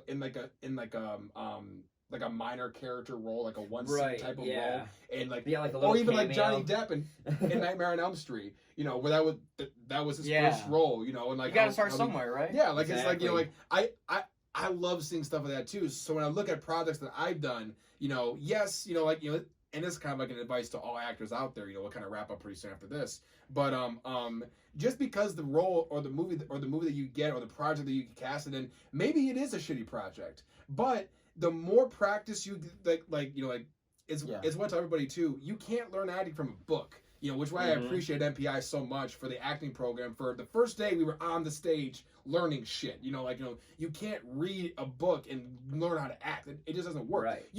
There are books you can read that can help. You gotta fire the ammunition, right? Yeah. Yep. In terms of learning how to, you have to physically do it. You have to mentally do it. And so, you know, to see, you know, never get discouraged if you're doing a project. You're like, you know what, this is gonna be the one that pops. And it doesn't. Joey Diaz, who I'm sure everyone knows from the Joe Rogan podcast as well as many other things, but a lot of people, a lot of new, younger people know him from that. He talked the about guy who did a lot of drugs. Yeah, he talked about when he did The Longest Yard. He was so sure that role, that when he did The Longest Yard, that was going to be the start for him to just get all these major roles. He's in Spider-Man too. And when it came out, he didn't get anything. And I remember just thinking, like, man, like, that movie did really, really well, but it didn't do anything. No one remembered him though, right? It didn't do anything for me. You know, like, you know, the scene that I remember him for was when he, you know, passed out on the ground. He's like, I need a can of corn. Can of corn, I'll be fine. That was that was great. You know, like, and you know, but it's weird. Sometimes the movies that may pop or may not pop, sometimes those are the roles that are able, you know, that you know people will look back on 20 years now and go, oh, you were that guy in that movie. Cool? Isn't it cool when an actor pops off and you're like, oh wait, you were in the background of this episode of Sweet Life on Deck? It's like, whoa, what? Yeah. It's like some just like weird, obscure thing. Like, That's a great point, because as an actor, you know, we all want to make us our career and get work paid for it, you know. But like, you know, I'm not trying to sound like gaudy or anything, but like, I do believe that we all have like, you know, a journey, and like we can't rush it. It's gonna happen when it does, you know. Of course. Just because we see other people like Timothy Chalamet or like Tom Holland who are like our age and killing it right now, and it's like not everybody pops at 13. And it's like, ooh, I would suck a left nut to be that person right now. But there's like guys like Samuel L. Jackson who went to college for theater and didn't pop off till he got like Pulp Fiction. Hugh Jackman, middle age. I mention him all the time. Hugh Jackman's one of my favorite examples. He was a PE teacher. He didn't get into theater until he was in his 40s. I have met people who that has ruined them, that they've been so obsessed with their quest for fame that like I had to stop hanging out with him because I was like, dude, I can't be around you anymore because quite honestly, you're not heart sounded in this. You just want to be famous. You just want that money. You want the fame, Yeah. which isn't necessarily wrong. It's but if that's right. your only Not motivator, wrong at all. it's hard to sustain that. Just have to only have that motivation. Like money and shit will come, but you gotta you have to have something else to keep you motivated. And I hate to say it, but look at Matt Lillard. You can get famous, and he's still like you can still kind of not lose it. But it comes and goes. Yeah, you know? he was holding out on of to fame. Hollywood for a while. I hate to say it, but those Scooby Doo films kind of took away his indie card. A little bit. That's what he claims killed his career. But he's still doing like some. He's in like a TV. He's still doing theater. Yeah, he's in that. The Pretty Girls. What's the name of that show? Good. I don't know. Good Girl, something like that. Yeah, something like that. You're right. He's in that show. But yeah, he plays the husband of the main character. Yeah. Him and Scream, I felt like such a good role. Jesus, like he actually has openly seeing it yesterday. Asked to see if he can get into the fifth one. Like somehow they can find a way to bring him back. A TV fell on his head. He's dead. Okay. Yeah. Well, what I was thinking is they could just do because he looks so much. I mean, maybe not crazy different now. Like he kind of looks pretty similar. But if you obviously he's much older now. But you could just give him a different role, but still have him play. Like maybe you have him be like someone related to Stu, who kind of comes in, whatever. Yeah. Because of how far it's been, you could Stu's twin brother. you could legitimately make him a whole different character because of how many years it's been. I really hope they try that, and it's like a surprise because if Matthew Lillard is in Scream 5, you will make twice as much money as you would have if he wasn't in that movie. Just because, he's become such like a cult. He has such a cult following now, and that's one thing that I will say social media is good for. Is there's a lot of actors like guys like Brendan Fraser who were basically forgotten, or even recently with a singer, Britney Spears. Like, do you know how many years I went on thinking that she was just some crazy woman who just went off the deep end? Which is not it isn't true in that context. We now know, if you've seen the Hulu documentary at this point, we know that it wasn't because of that. She was tired of people fucking touching her. And she was tired of she was getting real sick of all the fucking attention. Brendan Fraser was basically fucking cast out of Hollywood. I can't remember the movie that he did. He got casted out. His wife divorced. Like a whole lot of shit happened to him. Like real fast. He gained some weight, and all of a sudden he wasn't this super ripped, fucking hunky guy that everyone wanted to screw. It was that goddamn Journey, Son of the Earth. That's what it was. He was in Journey, Son of the Earth, and then he got replaced by The Rock, and it just sent him down. Which I mean, I love The Rock, but bruh, save some roles for the rest of us, man. Jesus Christ. No, I do. I do feel bad for. But I like how social media has been able to give these guys wait, guys, you guys remember this guy, like the guy that just hasn't been around. He understood the assignment. Yeah, it's like now these guys are able to actually have an actual following of these followers. Like, hey man, I still appreciate you, and they're able to kind of because Matthew Lillard's even come out with a post will be made about how Matthew Lillard appreciation post, and he'll comment himself this actually made me feel really good. I'm glad people still think this. Right. Sometimes actors don't necessarily know that they're liked because all they hear is or all they're seeing is I'm not getting casted and shit. I seem to be blacklisted from Hollywood right now for seemingly no reason. But you still it's definitely helped. I think some of these actors kind of keep that confidence. Okay, people still like me. People still people still think about me. Yeah, actually, it's exactly. funny. This is like the Matt Lillard podcast, I swear. But somebody did one of those tweets where it was he understood the assignment with Matt Lillard's work, and he quoted it, and he was like, "I can guarantee you, he does not always understand the assignment." So it's they're human too, Yeah, 100%. It is cool seeing I guess the good side. Of social media. The bad side is the cancel culture. The good side is I think there's a little more good than bad. I think so too. I just think that the bad is sometimes so loud. Yeah. And the everyone always mentions it. The loudest minority. It seems like that people like to latch on to those. You mentioned before with the whole conspiracy thing. People like to latch onto that. And it seems like those voices seem to be much louder than the overwhelming majority, which is none of us feel this way. So it's very interesting, just because it sells, right? Exactly, 100%.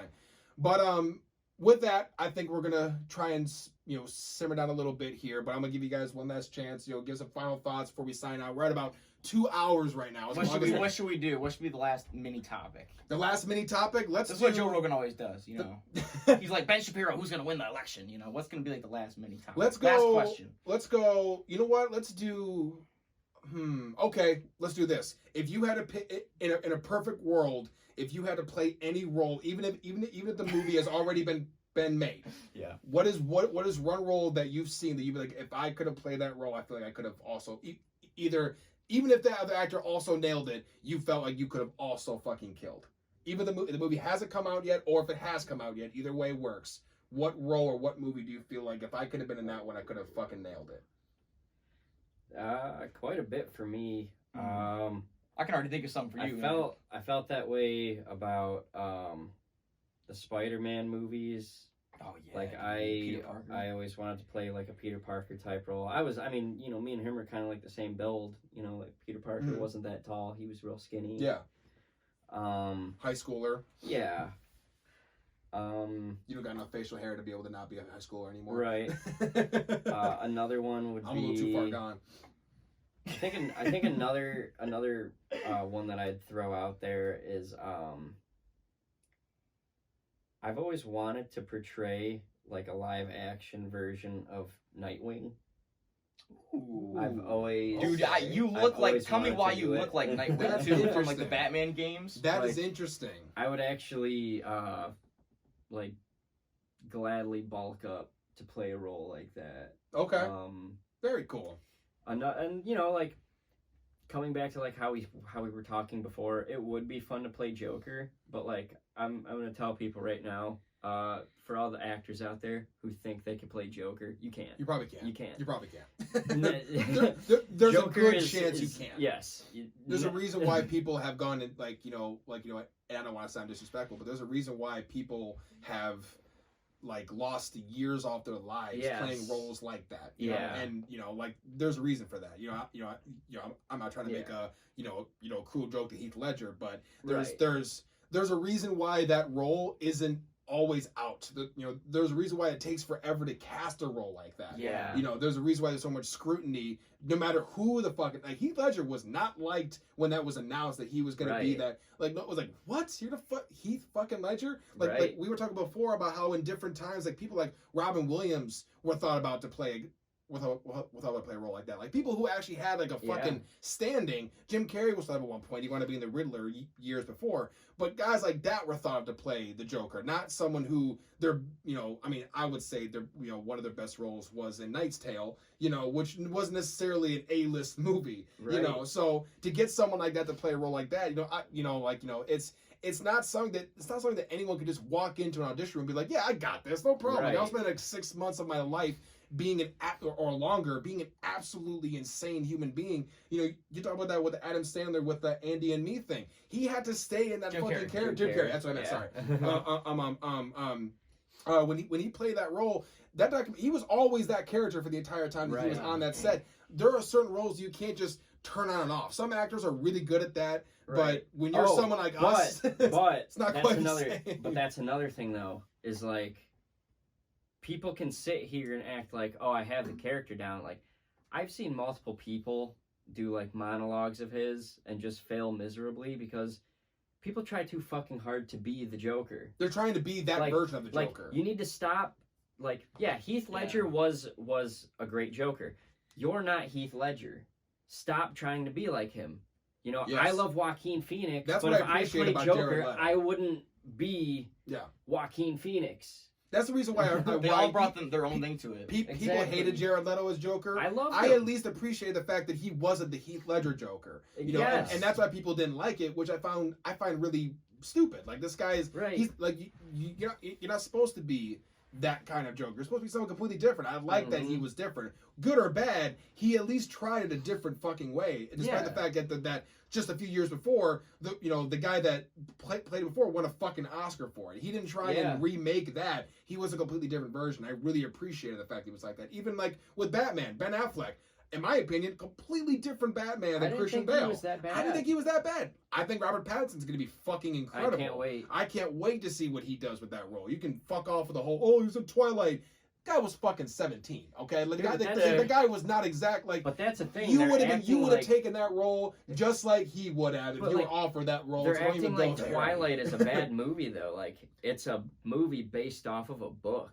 Yeah. Why, like, you could argue maybe the book wasn't that great, and that's why the movie wasn't super great. But I mean, like, I loved those. The Twilight movies aren't even that awful. Like, I'm not a fan of Eclipse. Not a fan of Eclipse. There's some cringy moments, but it's not like the worst fucking thing ever. Yeah. Now you want to go, now if you want to talk about book adaptations, 50 Shades of Grey.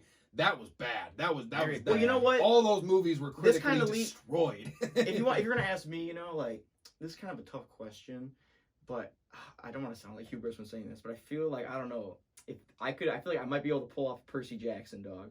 Okay. If they were to make another one or something, because I read those books, grew up with them, and I love Logan Lerman. He's a great inspiration for me. Yeah, he's a good actor. But I feel like there was, I think he could have done a little bit better. Okay. Those movies, they kind of botched it because they casted the guys who, like, got old quick. And I kind of have, like, a baby face. I kind of look 15 forever, right? Yeah. So I feel like I might be able, Disney, I know they're making a Disney Plus version. They probably already got an actor who probably had, like, drank the blood of virgins at 18. If you're listening. Right. But if not, come to get this random guy from Metro Detroit. Right. I'm trying to think of, because with me, I've since grown to love the bad guy roles. Like, I've played probably 3 or 4 different bad guy roles, and I just love being someone that I'm so far not like that I'm so not that kind of person. I would love to do something like if I could get the training for it, and if I could actually like do the things physically, I'd love to be someone who's like an anti-hero, like someone like maybe someone like maybe not this exact role, but someone like the Equalizer. Where you believe you understand his methods, but maybe or you understand his motives, maybe not necessarily the methods. Yeah. Those types of roles are roles that I really want to try that on a real set someday, and have a role where even if it isn't the main role, I could care less. I just want to have a role where the bad guy, people are looking at this bad guy going, guys, I kind of get why he's doing this. Am I crazy? Am I the psychopath?